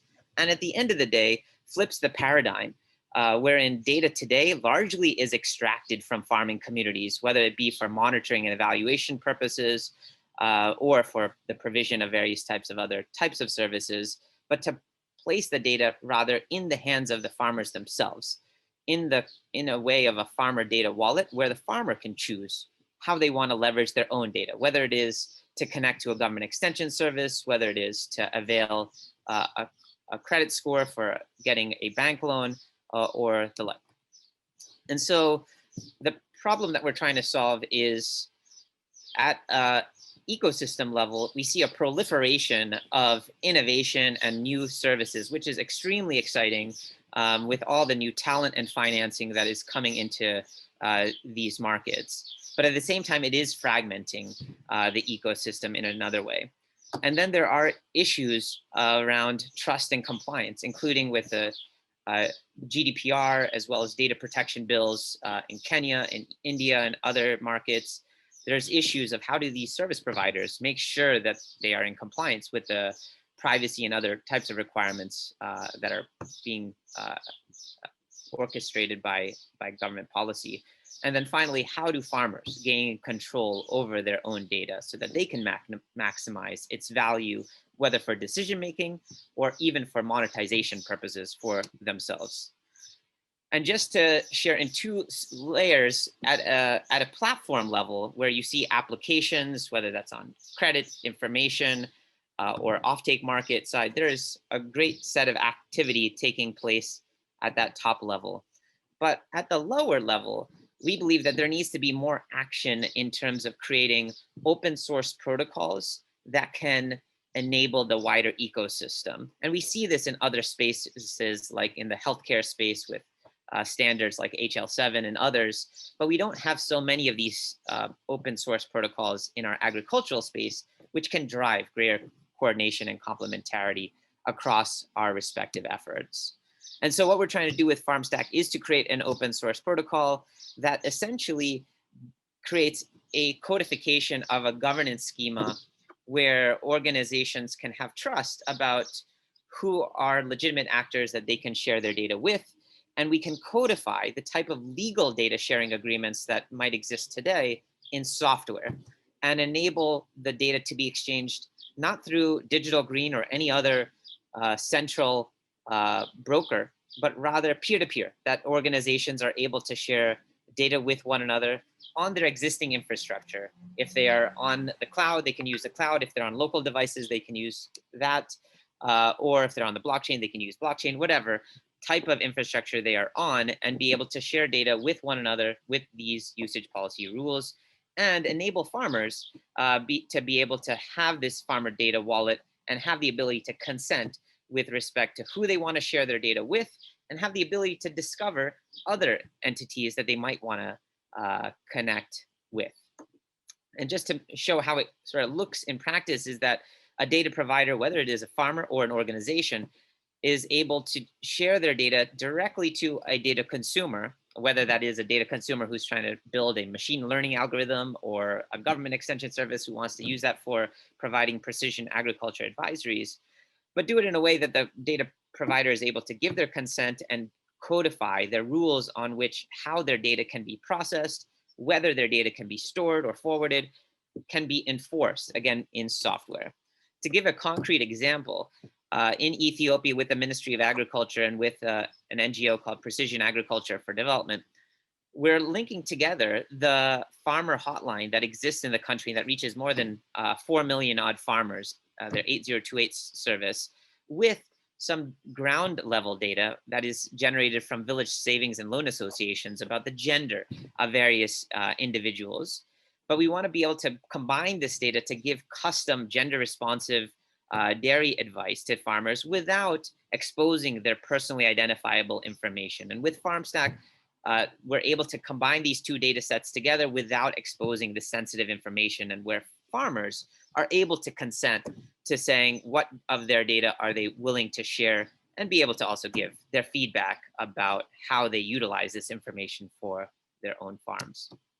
Finally, as we think about this larger network that we see being built out, we really believe that ministries of agriculture are in a great position to be stewards for this overall network of farmers and organizations sharing data with one another in a secure, trustful way, peer-to-peer, with the codification of these usage policies. With that, I'll encourage all of you to check out FarmStack. All the code is open source, and would welcome your feedback. Thank you so much. Many thanks, Rikin, for a great presentation and very nice background with birds chirping in the background. Some good soundtrack coming from your end. I'll go now to Pat Mooney, and Pat, we sort of have saved you for last because of the topic that we'll be speaking to, which is giving us a reflection, your own reflection and the reflection of your own institution about all that which you have had and ensuring data safety, especially in getting farmers engaged. Pat, unfortunately, we can't hear you. Please unmute. Probably as Pat tries to unmute, maybe Pat, best to get your assistant who joined us yesterday to help with that. And as you do it, and once you're online, just shout, we will get the floor back to you. I'll ask the question I asked the first panel around, based on the experience you have at the country level working with farmers, how do you see the policy recommendations you're working on supporting you in your work? And I'll start with you, Rikin. Yeah, we see the policy really being influential with respect to determining how these data protection rules are codified and how the interests of farmers are maximized. Certainly, as Máximo shared, there's obviously value of aggregate data for policy purposes or for machine learning purposes, but we really believe that there's an important role that policymakers can have with respect to making sure that data can become a new asset class for farmers. And there's a need to think about the legal part of that and policy, but also the software element to make sure that those legal or policy elements can actually be enforceable, such that, for instance, farmers can monetize their own data. Thank you, Rikin. Thule? Thule, you are muted. Sorry, General Rikin. Sorry, could you just repeat the question? My apologies. No worries. The question is, based on your experience with the work you're driving with Kenya's agricultural transformation strategy and the challenges you're likely to be facing on data, How do you see the policy recommendations that CFS is starting to develop through this process, helping, supporting you to better do your work? And we'll come to you, Pat. Please keep your microphone open as Thule makes his quick intervention. We'll come to you in a moment, Pat. The joys of digital working. Anyway, yeah, look, we're very excited about the CFS support. This is like I'm sure this is you guys unveiling to the rest of us how we can move forward. As you know, we're looking at our migratory pest challenges. We need to establish an appropriate early warning system to make sure that we have data availability for policy interventions for us to be able to then ensure that we make the right investments on what's required. If is it for lami worm, is it issues with regard to desert locust, is it issues with regards to floods or drought challenges that farmers are facing. But I really appreciate Rikin's additive on farmers controlling their own data. For us, it's also important since Kenya has ratified GDPR. And we're working out appropriate governance frameworks so that we can absorb, congest, consume, and process data without infringing on people's personal and privacy issues. But it's also important that we identify and target the right farmers. And for us, policy issues relate to double dipping and making sure that we can spread the wealth and availability of support to as many farmers as possible. Thanks, Njoroge. Thank you very much, Thule. Pat, let's give it a shot and see whether we'll hear you now. Unfortunately, we still can't hear you, Pat. You probably might want to plug in the mic again. Try. All right, Pat, what I'm going to do is I'm going to wrap up this part of the program and we'll come to you. Please, when you're probably log off and log in once again, Pat, and we'll keep trying. When you're on, we'll give you the floor no matter where we will be on the program. But just to say, I'm really delighted to have had an opportunity to engage with such wonderful group of speakers. And you can be sure that we'll definitely reach out to you as well as our participants. At some point, we had about 300 or so people on the call.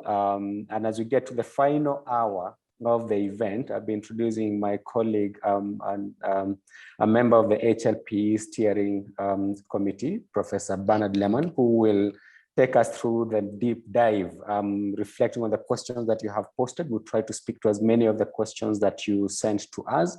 We'll give some of you the floor if you raise your hands or if you request for the floor. And the essence of this engagement, as we said at the beginning, is to inform CFS's new work stream on data. And again, this work will be started or will be kicked off with a report by the high-level panel of experts. And so everything you have given to us will be utilized. We might be reaching out to you once again for better consultation and deeper consultations and engagement, just to ensure that we are capturing as many thoughts and views, suggestions from the ecosystem. So it's now my pleasure to invite Professor Lehmann to drive the next segment of the program. Over to you, Prof. Thank you so much, Vayango. Let's start with the general discussion, and Pat will join us later on.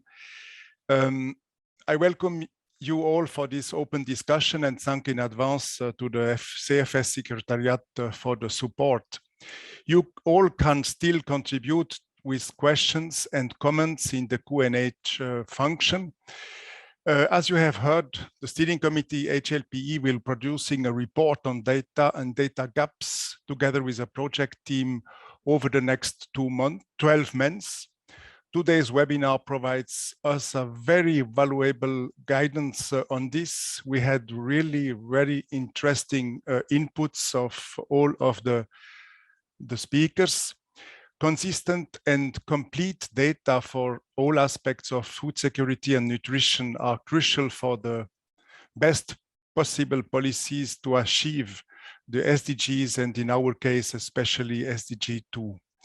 As it has been mentioned by Jouanjean earlier, HLPE requires that food security and nutrition must additionally be captured with agency and the sustainability. Agency is very closely related to the preconditions for access to food, and sustainability in the long-term aspect, which gives greater weight to the ecological dimension. We received questions in the box. Please continue to ask questions. I will go through these questions and give the floor to the panelists for the answers. But let me start with one general question to the panelists. I would start with the question how you access the data situation around the 6 dimensions of food security and nutrition, including agency and sustainability, and in which dimensions of food security and nutrition do you identify especially data gaps or not optimal used available data? Who takes the floor for this?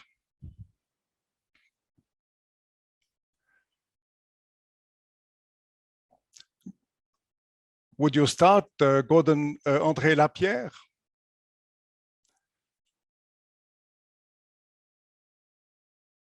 He disappeared. He is muted. Okay, he's muted. So sorry about that. I was going to say that there are many avenues where data can be optimized. The use of data can be optimized. I mentioned some in my presentation whereby obtaining data still is a challenge because the feedback, the retroaction to those that can provide the data is still very weak. So that's one area. The second is the cross-referencing of data. I just gave an example. There's a country I was interacting with not very long ago, which according to statistics was exporting more of one of the crops they were producing. They were exporting more than what they were producing. So you can see by cross-referencing exports with local production, you could see that there was a mistake there. So cross-referencing different sources, whether traditional sources, that's probably the easiest part because we're more or less used to their format. But with the development of technology, cross-referencing with new technologies like geodata in particular provides with all kinds of new avenues, especially when we bring in artificial intelligence, which helps us manipulate much greater volumes of data, much more complex, and translate them into simple conclusions, which is really what users, end users, be it policymakers or farmers, are going after. Okay. Somewhere else on this point? If I may jump in. Hopefully I'll be on point on the question. Yeah. I think that it's more, I mean, what's interesting is what Brian has been showing us about how you can use very different types of data to generate insights. And I think the difficulty we have today is to really identify how all these different types of data can be used and what they can tell us.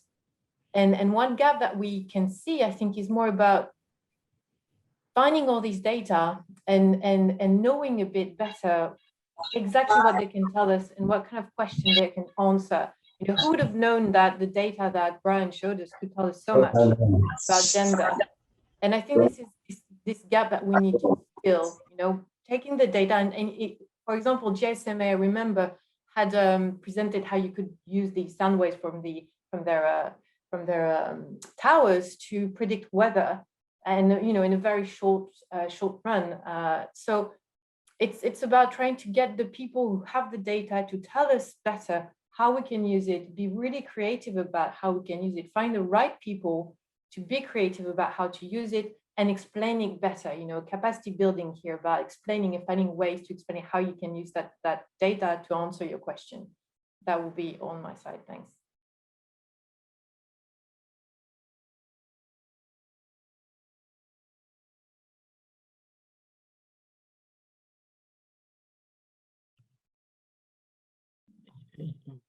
You are muted.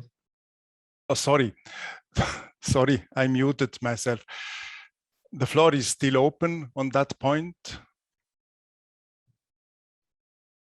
I raised my hand. Yes. This is José Rosero. Yes, please. Jose. Yes, sorry. Okay, I think that it's important to think in the two aspects that we have discussed today, right? So one is the data gaps that exist and in which dimensions, as you were asking, data is more needed, or there are bigger gaps. And the second one is how to make a better use of the data that is actually available, okay? Because in reality, even if there is big data gaps, there is data out there that is not used in the most effective way. So that's the second thing to think about.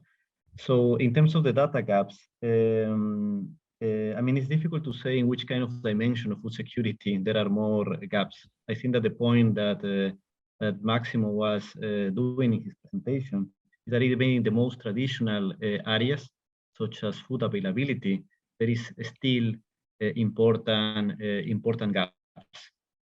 And these gaps are characterized by a lot of heterogeneity. Some countries really producing data in a timely way, and some countries actually not producing data at all, or doing it not in a way that is accurate or is timely. So I think that the examples of basic data, such as agricultural production, agricultural trade, gives a very good indication of what is the status of even the most basic data that we need in order to say something about food security and nutrition. In terms of utilization, this dimension of utilization, the scarcity of data in terms of diets, diversity of diets, quality of diets, and nutritional outcomes is even more worrisome, right? So in that sense, every single effort that is needed in order to collect data that is also at the individual level, I think that is an important way to go. But though that in terms of the data gaps, now let me just have 1 minute on the more effective use of the data that is actually available, and that's why it's important to work together on the better use of data that is out there. And here I'm referring to use of technologies and sources such as big data. So we have to work more in trying to web scrape, text mine, use artificial intelligence, use remote sensing in order to be able to fill the gaps and also take advantage of the information that is out there. But nevertheless, let's have in mind always with big data and data science that even if that promise a lot, okay, and of course it encompasses a lot of opportunities, there is also a lot of big challenges in terms of the use of that kind of data sets. And because of that reason, investing also in traditional ways of collecting data, and here I'm talking about surveys or administrative registries, doesn't have to be forgotten. Sometimes we get very much into the issue of the big data and how to better use this type of source of alternative data sources. And sometimes we forget that there is a good investment as well to strengthen the traditional data collection means. Over. Thank you. I see that Pat has the hand raised. Is that for the presentation? Yes. Why don't you, or a question or an answer? I was hoping to have a chance now to make my intervention. My apologies for the problems we've had. Can you hear me okay? Hello, we hear you all right, Pat, but there's a bit of echo in the background, so just keep your intervention brief. Thank you very much. Sure. Okay. Thank you very much. It's National Day in Canada today, and I think my computer went on a holiday, but it's back. There were 3 points that I wanted to raise, and as I listened to the other panelists and very much appreciated their comments, I think they become even more important in my mind, at least. And there are issues around the governance of big data. The first is that, of course, there's a lot of data that's been gathered. A huge amount around food and agriculture is just not in the hands of governments, or at least all governments. There's two major sources of data which have naturally been collected, first by governments with a global security concern that collect data in many different ways and have been for many years. Much of that does relate to food security concerns. Secondly, of course, there's the data that's been created and managed by the private sector. And that comes in several important categories, which they are not necessarily entirely aware of themselves. We have, for example, the asset management companies such as BlackRock and Vanguard that have collected enormous amounts of data because they have shares in all of the major agribusinesses around the world. Secondly, we have the data that's been collected by the agribusinesses themselves, the Cargills and the Walmarts of the world, who naturally have their own commercial interests and gather the information they find to be important for their commercial activities. And thirdly, we have the data that's been collected by the cloud companies, the data cloud companies such as Amazon and Microsoft that gather that information through their systems. All of that data is there, but it does have in it, and I recommend that this be a concern of the high-level panel of experts when they look into this issue, which is the issue of the biases in that kind of information, intentional and unintentional biases, because the orientation is towards commercial data. Those who are food insecure and smallholder producers aren't part of that data for the most part, so they're left out of that information. And it means then that the advice that's being given when the private companies talk with governments is advice that is skewed towards the commercial information that's available, the commercial data that the companies have, not necessarily the data that governments need to have. So the need to know what that information is, to understand the gaps in the data, to understand the errors that perhaps can arise in policy because of having access to commercial data, but not having access to the data that's really important to marginalized peoples around the world is a critical area. A second critical area is to recognize that the data is most urgently needed and needed to be exchanged in a secure way among those who are food insecure and those who are smallholder producers in their own territorial environments, their own territorial markets. They need to be talking to each other, be aware of the needs, be aware of the risks and opportunities that they face, and addressing those issues. That means that they need to trust one another and have secure systems for that information. And they need to not only deal within their own territorial markets, but smallholder producers need to be aware of both what is happening with other smallholder producers in other ecosystems, similar ecosystems, and in adjacent systems. So they can exchange, for example, climate information about pests and diseases, information about seeds and livestock breeds that they can use to adapt to new conditions and new changes. That exchange among those communities and their organizations is absolutely vital for the food security of every country and the planet.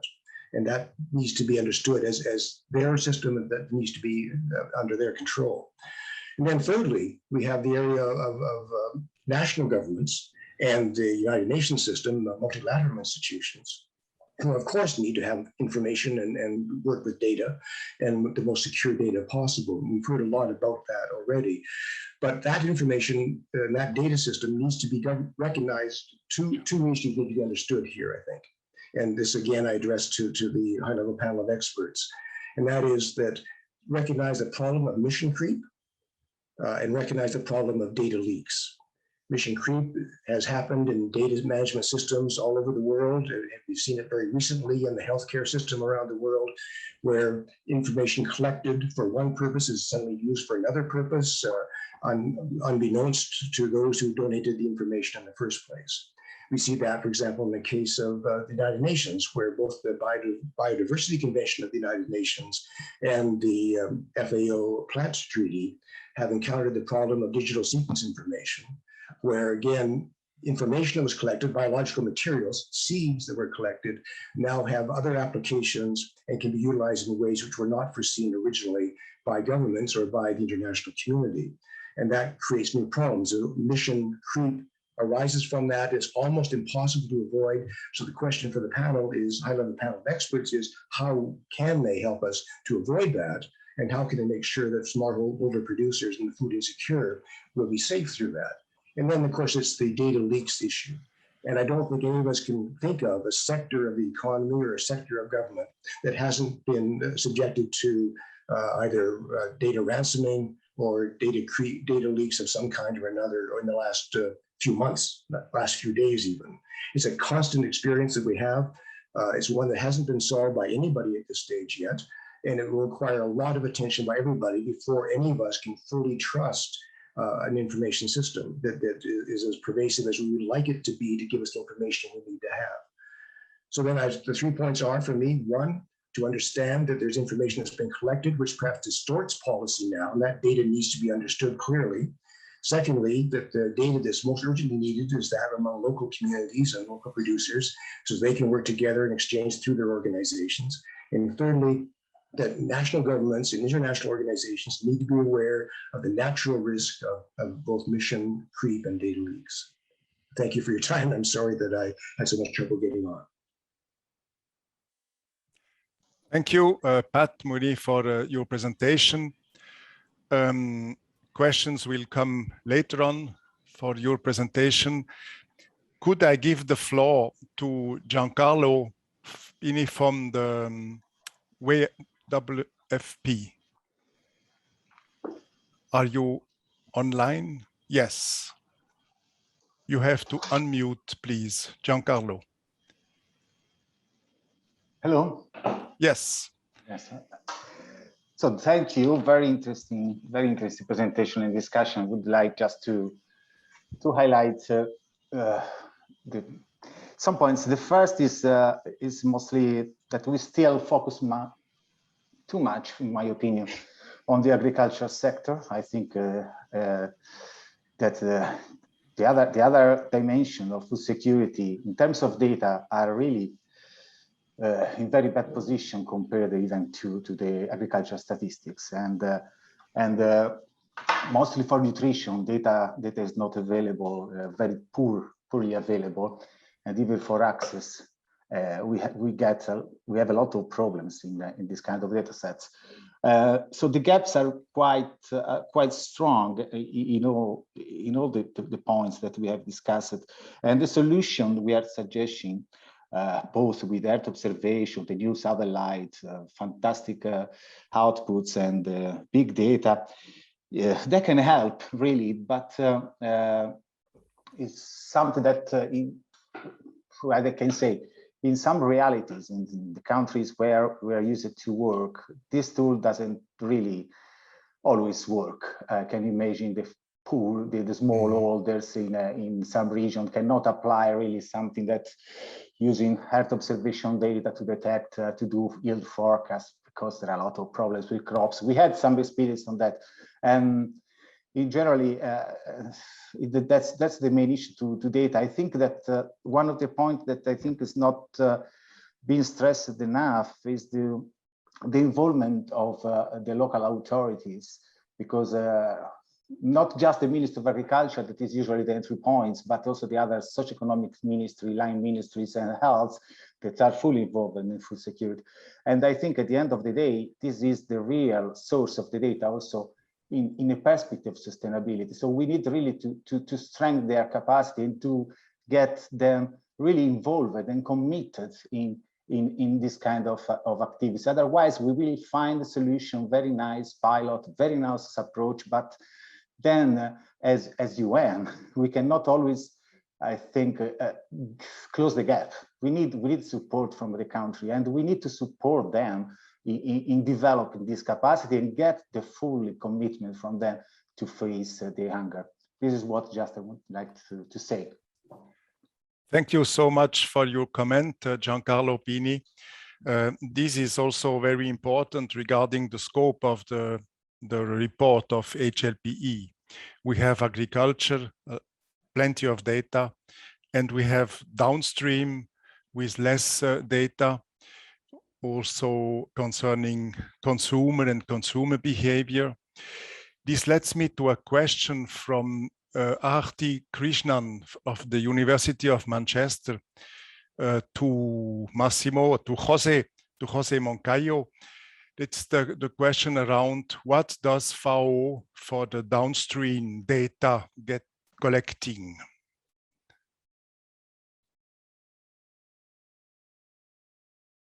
Jose, are you online?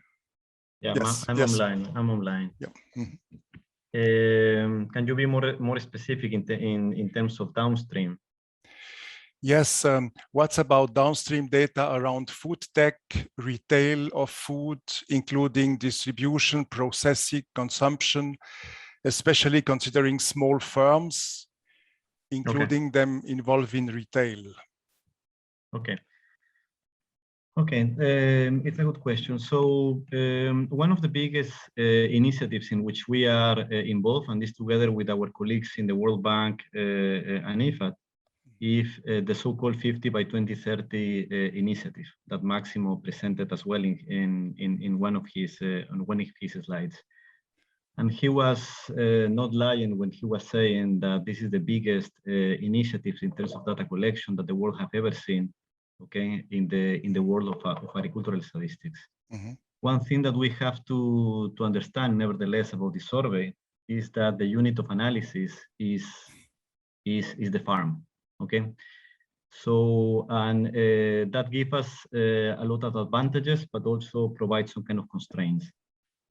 From the point of view of the advantages, will give us, I mean, this type of initiative will give us a lot of information about, and will fill a lot of data gaps of what is happening at the level of the farm. Okay, and here I am talking about not only the typical production data that is happening at the level of the farm, mm-hmm. but also economic variables, environmental variables, social variables that relate to the specific agricultural activity.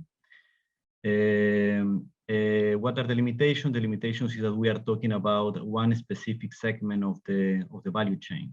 Okay, so this initiative will not basically cover the rest of the steps in the value chain.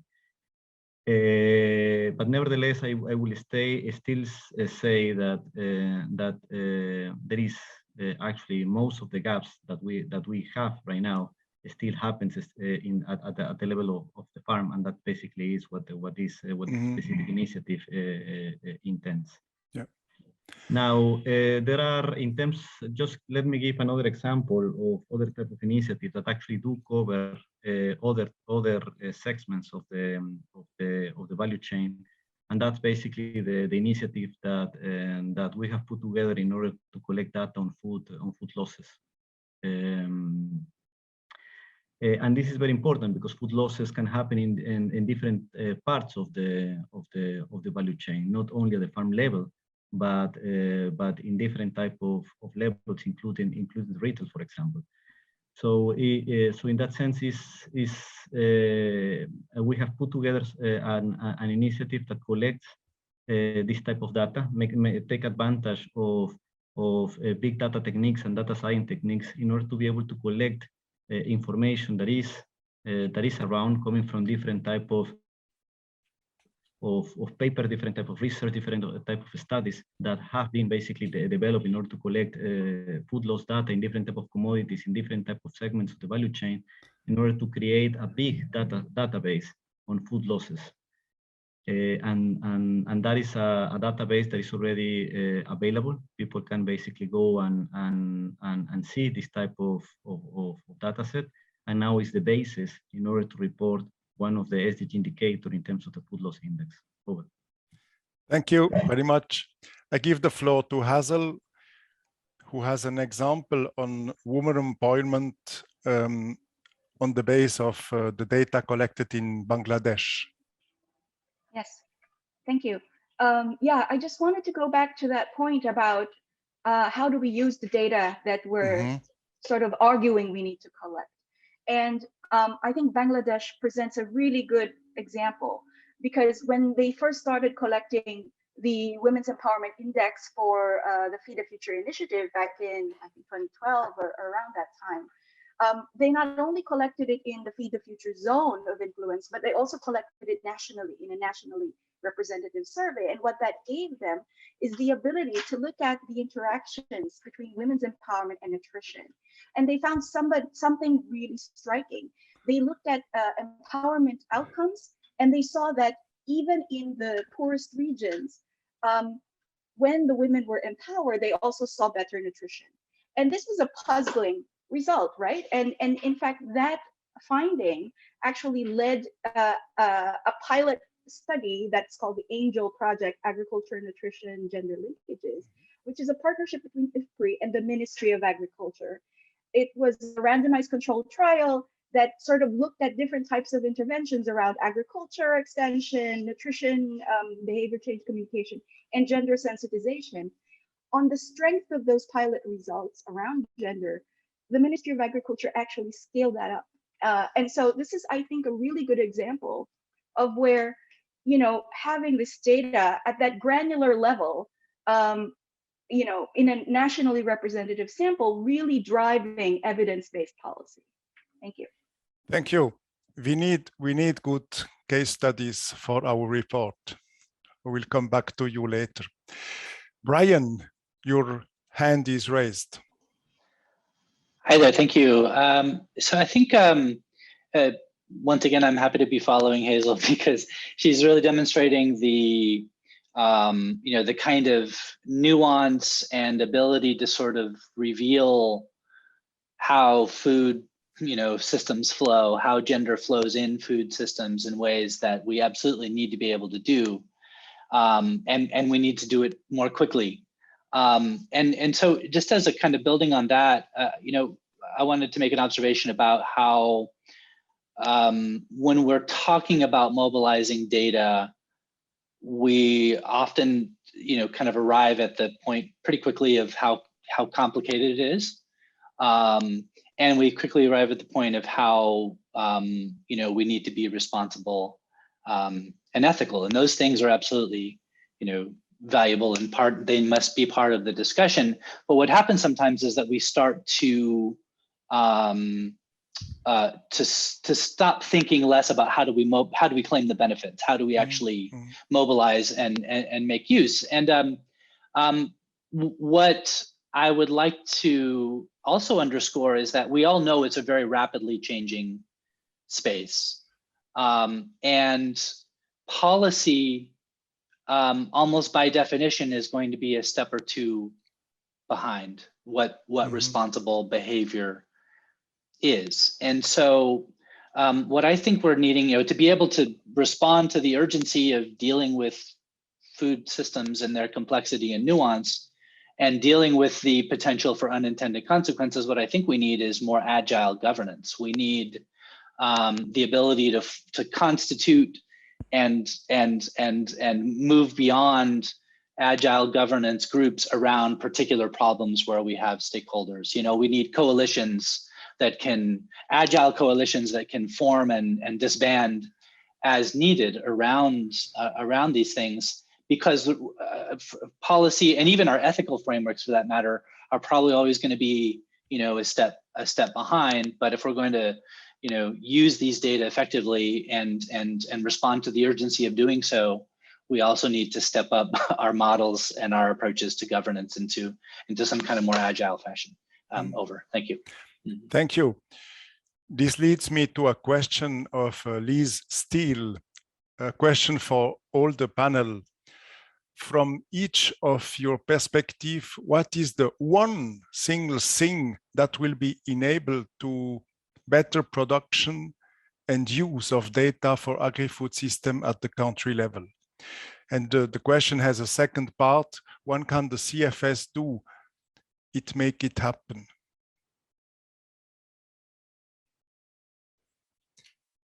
I see Ifad Emily Hogg, you have your hand raised.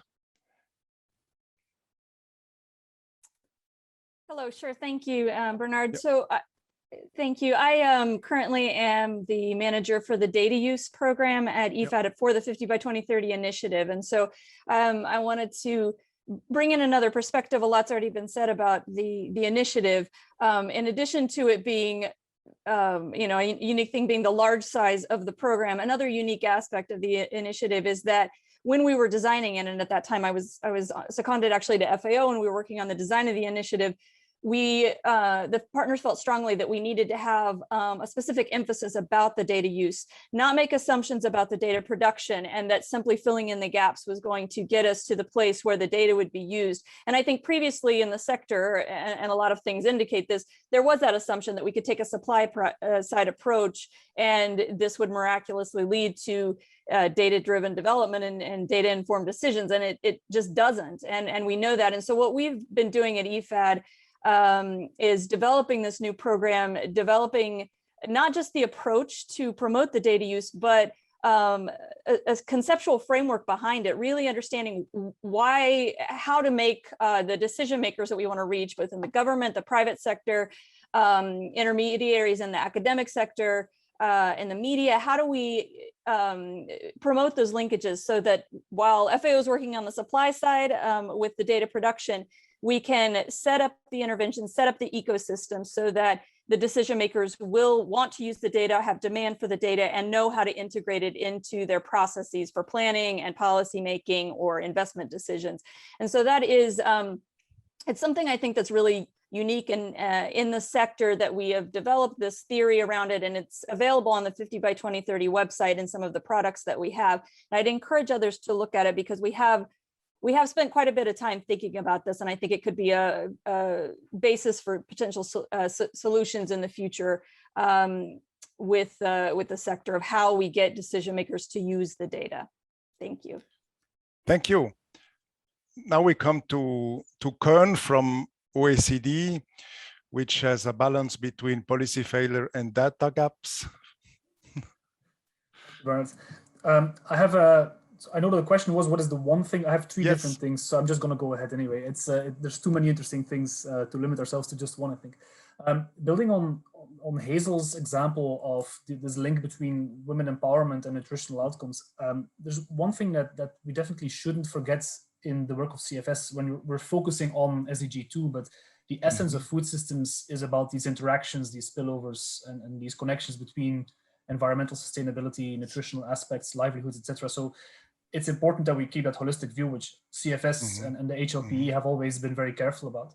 But also when we're asking about data gaps and how to overcome those data gaps, it also means we have to keep this in mind. So it also means what are the data sources or the pieces of evidence you need to bridge those different domains? So how do you get information on sustainability aspects of a policy that would improve nutrition and so on? So that's just the first point there. A second point is, and this is I think something where CFS can play an important role, is to emphasize the importance of investing in data and evidence. And I feel that we're a bit in a similar situation to the question of public investments in agricultural R&D. So if you look at the scientific literature on that, there's a broad consensus that governments are underinvesting. And there's recent research that quantified that for the CGIAR R&D, that the benefits are 10 times larger than the costs. So this is the median estimate. So some projects have even larger benefits. So it's clear that this is a fantastic investment. And still, for some reason, it's very difficult to convince policymakers to put that money in, because that cost today is very concrete. It's very clear. And something similar is true for investments in data. It's very clear the budget for statisticians and for statistical offices is very concrete, whereas the benefits are going to come in the future. It might be very hard even in that case to exactly quantify them.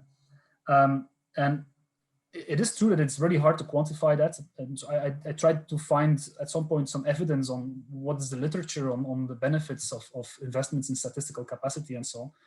And the answer is, in many cases, we don't really have clear numbers on the benefits, except that we know that the costs are relatively small compared to what must be the advantages. So for example, Máximo Torero mentioned that only 0.3% of all official development aid is going into data and statistics. So this means that as soon as that investment is improving the overall effectiveness of the ODA spending by just 0.3%, then it's already paying for itself. So clearly it will have a better impact than 0.3%, right? So clearly the benefit cost ratio is clearly very positive. But some of the benefits can be very far in the future. So in the United States, the Department of Agriculture has been collecting data since the 1860s. So you can do analyses that span more than a century. That's a wealth of data, and it means that 100 years after the data was collected, we can suddenly do analyses and see how historical climate variation has affected agriculture in certain places. So there are even the data might be useful for questions that we don't even have right now.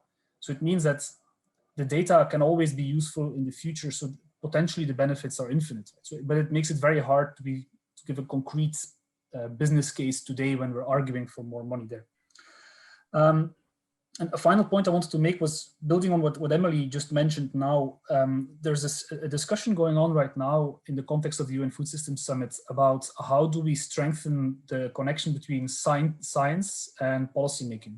Mm-hmm. So, and I think the terminology that is emerging is the science policy interface. And so there's interesting discussions happening now about how do you embed the science better in the policy process.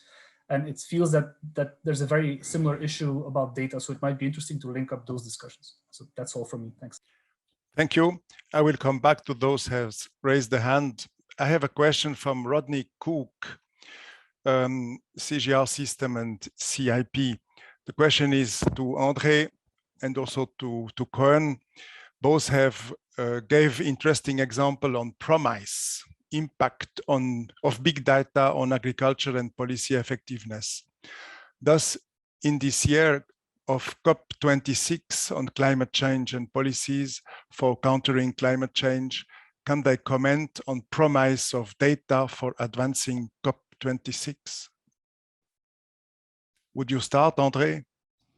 Sure, and in fact, it links to a point I was going to raise there. First, on the COP, as we know, the COP is always a very high-level forum, which is very important. We are working with FAO and other partners at what hopefully will become the Glasgow Declaration, which is in the spirit of a number of other ministerial declarations that were enacted in Nairobi in 2017 and Accra 2019, etc., whose purpose is to get governments to harmonize their data-related practices and work together. So to make data flow more easily, because think of data related to climate change, infestations, and other issues that don't know borders anymore. So hence the importance of doing that. But the point I was going to raise beyond that is that there is an interesting phenomenon happening in terms of data nowadays, is that as technology brings us many more promises, we spoke of artificial intelligence, geodata, big data, indeed very important because it allows us to cross-reference a number of different data sources and bring conclusions or analysis that would have been impossible just a few years ago. This is all exciting, but sometimes we're getting too excited maybe because if our focus becomes exclusively almost on data systems, there tends to be at times a gap between us systems people and the little farmers of Africa or other places, which are sometimes disconnected from that.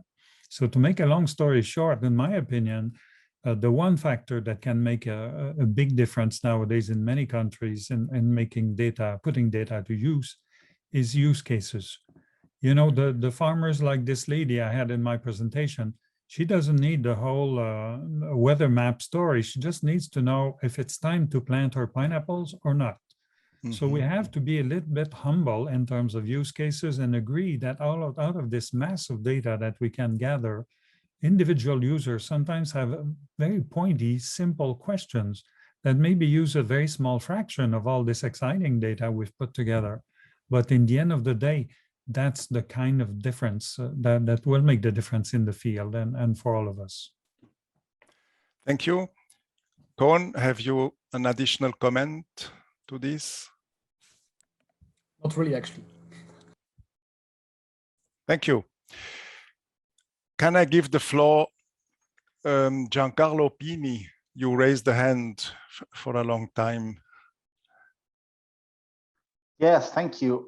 That's just you asked before some use cases, so yep. It comes to my mind the experience in WFP with the Anchor map that I think most of you knows, and so I would like just to give a quick overview. That is a real-time food security data collection that we are running on 35 countries, and is done through a computer-assisted telephone call and through the call centers. So data is collected on a rolling basis, let's say, and through the service providers, and telephone numbers are randomly selected. At the end of the day, the questionnaire includes household demographics, household food consumption, coffee strategies, whatever, access to food, whatever is necessary for, it can be also different for the different countries. This allows really to, in our system, to have an update of the situation that, let's say, is a daily, but in the reality, a kind of monthly. This was firstly designed for countries with conflicts or some epidemics where it was impossible to go. But now, is, as I said, it's about 35 countries that are where we are working. So it's growing slowly. And I think it's a good example. And if you are interested, you can have a quick look on the website. Thank you for the opportunity. Thank you. Can I give the floor to Pat? I want to come back to the earlier question about what specific advice would we want to give to the HLPE as they begin their work. And I think the most important point I would want to make is to focus on, again, smallholder producers and marginalized peoples, those who are food insecure, and to remember that you know, that terrible saying that says that if you're not quantifiable, you're not considered. In the case of marginalized communities, if you're not commercial, you're not considered. And I think they must recognize that the data is distorted now, it's available, and that that has to be changed, has to be understood, that has to be changed, and what needs to be produced now is something which works for and is trusted by and is controlled by the smallholder producers and the food insecure in the communities. Thank you. You underlined the importance of agency in food security. Let us come to a question of Bahare Sarvi for Marie-Agnès. What data is collected to measure the effectiveness of the foundings of World Bank provides for the economic growth of smallholder farmers in agriculture-based developing countries? Oh, well, I am absolutely not able to answer that question. There's a lot of data being gathered for all the projects. Of course, there's impact assessment. I must say that I believe that most of the time there's a lot of it which is ad hoc. I mean, the World Bank has a lot of data. To be transparent, I think at this stage we still have to make a big effort to better connect this data ourselves within our institution. This is something we're looking into. So, and full transparency, maybe I'm not old enough at the World Bank to know about all these nitty-gritty. So I don't know if anyone has more information than that than me on this. But since I have the floor, I'm sorry, I'm going to take the opportunity to come back on some other question that was raised earlier. And there's something a word that quite a few of us have used, or an expression quite a few of us have used, and is not coming back to the floor in the conversation, which is institutional innovation. And whether it is the discussion, you know, that was brought from the 50 by 2030, you know, the discussion by André on use cases, I really would like to insist on the fact that, yes, we do need to collect a lot of data, but I agree with them. We need to bring it to the people who are going to use it. We need to make it to do the analytics and manage to find ways to showcase how to use these data, bring it to the innovators so that they can provide these services and customize these services. So if we don't integrate that thinking and what, you know, usually the community calls human-centered thinking into the data collection, we might miss the point of exactly which type of data we need to collect, you know, where we need to put our resources. So I very much agree with the strong focus on use case here on this issue. Thanks. Over. Thank you. I have a question from Nicolas Kerandi for Thule Lenneiye.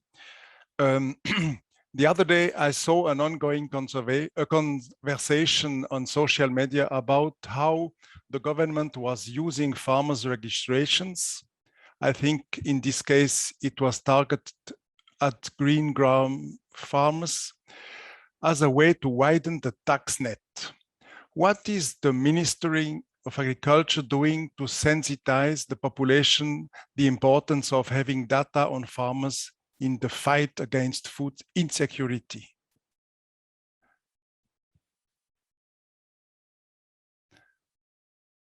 Are you still online, Thule?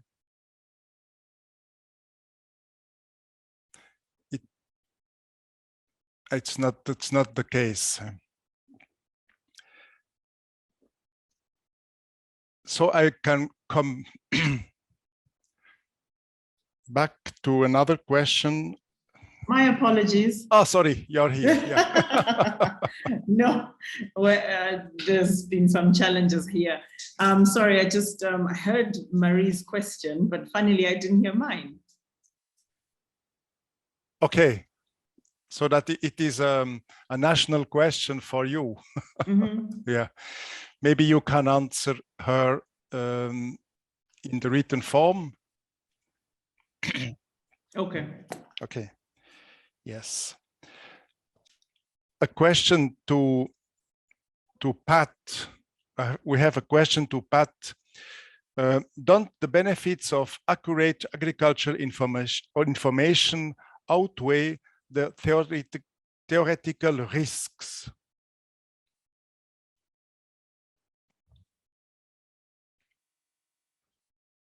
Are you here, Pat? Can you hear me? Yes. Yes, we hear you. I mean, the answer has to be that not so far. We have a huge amount of information, as I said before, both in the private sector and in the hands of at least some governments, that would be very helpful to all governments and smallholder producers to have access to, even if it does have a certain natural orientation towards the interests of those who produce the information or gather the information. But we haven't found it to be beneficial so far. And we need to then be building a system, which an FAO is in a great position to help with that, that will make it beneficial to smallholder producers and to those who are food insecure. But what we have seen, both and FAO has the experience, as does the Biodiversity Convention and the Cartagena Protocol and in the Nagoya Protocol and in the FAO Plant Treaty, where information has gone awry, where in the end, unavoidably at that time, news information has become available, news tools have become available, which lead to the distortions of information against the interests of both indigenous peoples and smallholder producers. So at this date, we can't be convinced that the creation of new data without a new kind of governance model will be in the interest of solving the problems of world hunger. Yeah. Thank you. A last question for all panelists. Feel free to give an answer from Veronica Villa.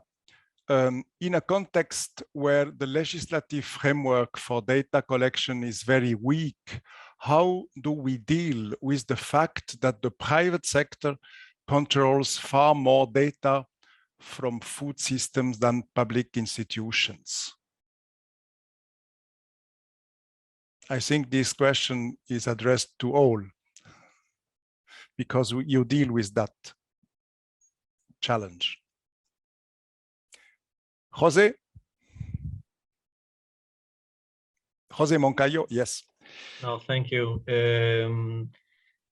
So the issue that the private sector has basically the power and the means to collect data is not necessarily bad, right? So I think that the private sector needs to collect data in order to do what they have to do, and also to give their contribution to society. But the important thing is how, okay, the public sector or the society as a whole can take advantage as well of that kind of information that the private sector produces. And that is basically when the importance of doing partnership, public-private partnerships is very much important. And there are examples of that, and of course, more examples are needed. Now, it is important as well for sure to give some kind of balance in this type of data asymmetry. Okay, so the public sector needs to invest more in data, and here we're talking about data of agriculture and food. So it's important that the public sector made its share in order to ensure equal access to data. So more investment, more public investment in data goes and contributes to that. Now, international organizations do our share at the moment that we provide, okay, technical assistance to governments, especially in developing countries. That's the way that we also contribute in order to balance a little bit this type of apparent disbalance. Yeah. Okay, we have still 2 speakers. Time becomes scarce. Could you also involve the question of pastoralism with a sector with very weak data in your answer, if you can? André? Thank you. Well, first, the first question, I always get nervous a little bit when I hear the word control data, because when you control data, in a way you endorse it. So if you endorse it, you have to make sure the data is correct. So therefore that it's been curated somehow. So that's a major undertaking on one hand. Second, some countries have tried to go with good intent, I think, to establish a system by which they would control, data would be controlled and quality would be somewhat ensured, but inadvertently it was perceived as an attempt to provide censorship. So instead of encouraging or facilitating the release of quality data, it discouraged the release of data, especially research data altogether. So we have to be a little bit careful with that. We have to see that in the private sector, there are basically 3 types of data. There's internal data, like their financial data, for example, that they keep to themselves. Then there is data that they generate for the purpose of their clients, which is normally somewhat limited in terms of release. And then there's general purpose data that is free to the world if there is a recipient to receive it. And on this, I was going to quote the Netherlands as a good example, where they opened up their government data cube to the private sector. So in enhancing this public-private sector data sharing system. Pastoralist, the same way. And the Garbal example I gave to Mali is a good example of that. The government of the Netherlands, through their space agency, a private company, Orange Telephone, the users which designed the system, the pastoralists themselves. So pastoralists are often forgotten, but they're an important part of the economy in countries like Africa. So they have to be part of it. And again, they have to be involved, empowered in creating systems that are designed for them. Thank you. Hazel? Yes, thanks. I just wanted to point everybody to one of the solutions around data that's being put forward as part of the UN Food Systems Summit process. There is a solution that's called a digital, let me get this right, it's called a Global Food Systems Data Consortium. And it's actually trying to solve this very problem that was just raised around how do you sort of overcome these barriers around data sharing, recognizing that there are different actors that are producing this data and there are different users of this data. And so I think that solution is really trying to build a consortium that will work on solve the problems of interoperability. So building kind of a technological solution around making this data talk to each other.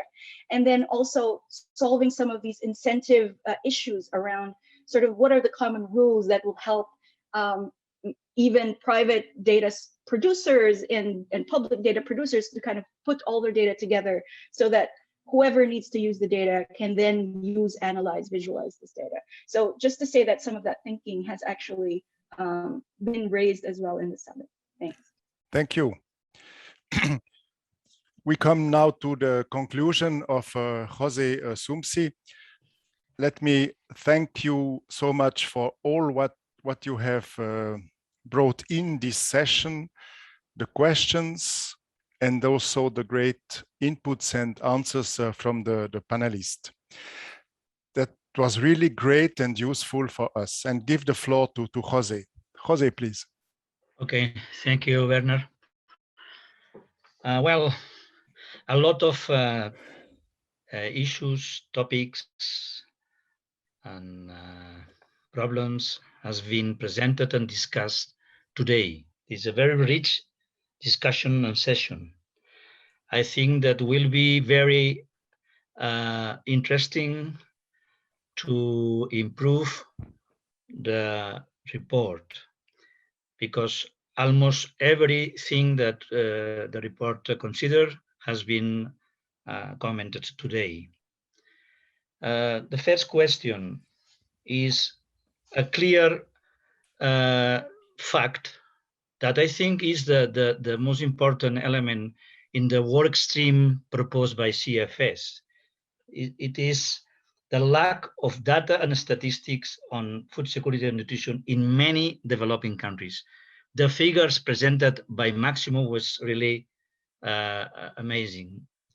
30% of countries that are not production in agriculture, 35% in trade, 50% in nutrition, is really a very difficult and concerning scenario. And it's for that one of the most important elements is the necessary improvement of the capacities in countries. We need three elements that presented by Máximo to improve the low statistical capacities.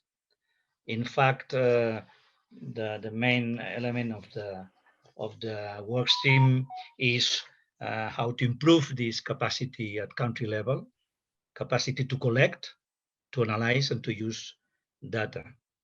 And I think this is a very important element that will be part of the policy recommendation, how to improve this capacity.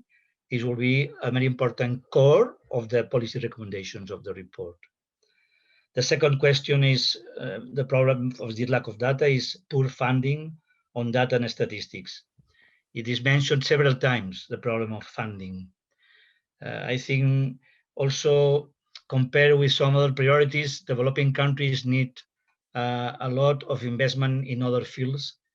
And with the scarce resources, this is difficult to assign more and more financing to data and statistics. But this is a question maybe to be presented and to be proposed at global level. And maybe one of the questions that will be in the report, in policy recommendation, will be to create some kind of international financial mechanism to improve data systems in developing countries, especially in the more poor countries. And the third question is weak dissemination. I think that maybe initially in our report, dissemination is not a core issue, but after here the discussion today, I think that we need to introduce and include this question of the problem of data dissemination and data access. Because if the data are not accessible, are not disseminated, this is really a problem, although the data exists.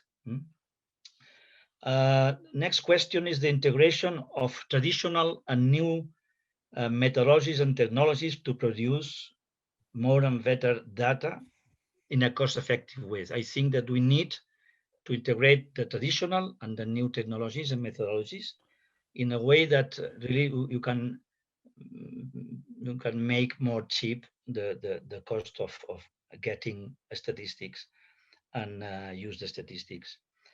Another question that was discussed today is innovation. Innovation, I think that is a very important issue. Initially, we focus in the report in technological innovation, but the discussion today is also putting a very important innovation that is institutional innovation. Then we try to reinforce this approach, not just of technological innovation, but also institutional, legal, and governance innovation. I think this is a very important part, and we will reinforce in the report. Another important and interesting debate is about private and public good. Data is a private and public good. And we discussed now recently, in the last part of the discussion, the question of the problem, how to combine private data and information and public data and information, and the difference of resources from private companies and public investment, especially in developing countries. I think this is a very particularly important. We need to get this question in our report. Of course, it's a public good from the point of view of governments and policy making, but also it's a private good. And there are some private companies collecting and disseminating data as an activity of the private sector. I know, for instance, even in some countries in Africa, some companies that are collecting from farmers and disseminating to the farmers information on markets through the mobile phones. And these are private companies, not public companies. And we need to, from the point of view of governance of data and legal regulations, to treat this problem. And of course, as José Moncayo said, probably we need some partnership between private and public sectors. Another question, agriculture is not just the core of the data. We need to move from agricultural data to food security and nutrition data and food systems data. And talking about the 6 dimensions of food security and nutrition that CFS and HLPE has recently in the report 15 on narrative. We need to take in consideration all the 6 dimensions. In that sense, the presentation from Hazel about this Women's Empowerment Index is a very good example to be included in our report to how to measure the agency is one of the 6 dimensions of food security and nutrition. I think this is a very interesting question. You know that we need to put a lot of examples of good practices and success stories in our report, and some of the presented today really is very interesting for the report. Effectiveness of policy intervention was presented for OECD. I think this is very important. How to measure the effectiveness of the policy interventions and policy recommendations, not just what kind of policies we need, but how effectiveness is in this intervention, policy intervention. Harmonization of the methodologies is another question that we will mention in the report. We has foreseen a section on this question of harmonization.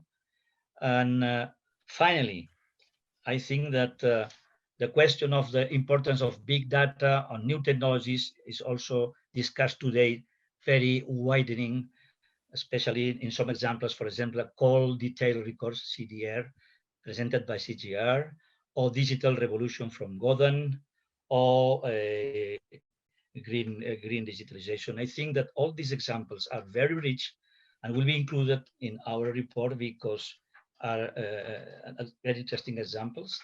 On the farmers, small farmers are not just users, but also are producers. There's this dialectic from users and the same time producers we need to take in consideration and to preserve the farmers as owners of this information, but at the same time to ensure that they will be the users of this information, that they contribute. As some presentation said, the producers and users at the same time, the empowerment of the users as an active participants rather than passive data subjects. I think that this is a very important. Questions from privacy, questions from ownership are very important on that, and again, reinforce the role of the governance in data systems. Finally, I would like to inform you of the next steps of the HLPE report. The steering committee has just finished the selection of the project team leader, that is Carlos Cafiero, from the statistical division of FAO. I think it's a magnificent project team leader. And we also selected the project team members that will cover all the fields and topics included in the data collection analysis report. The next step will be the refining of the scope of the report and drafting a noted outline in July 2021, let's say this month.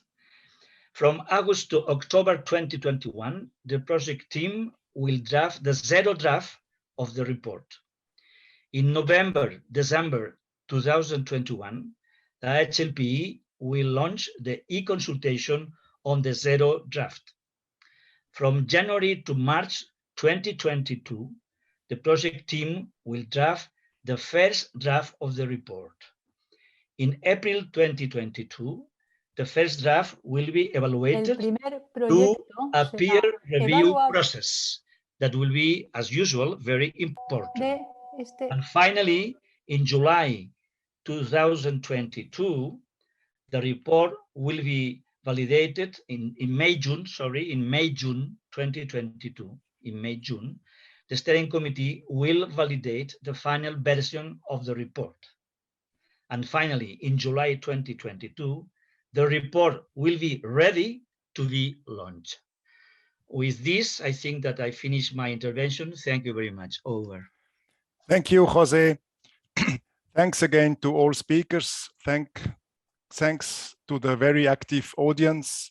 Thanks to the translators and also for the Secretariat CFS. We had a great webinar with you with extremely useful outcome for our HLPE report. With these words, I have the pleasure to close this meeting. Take care. Bye-bye.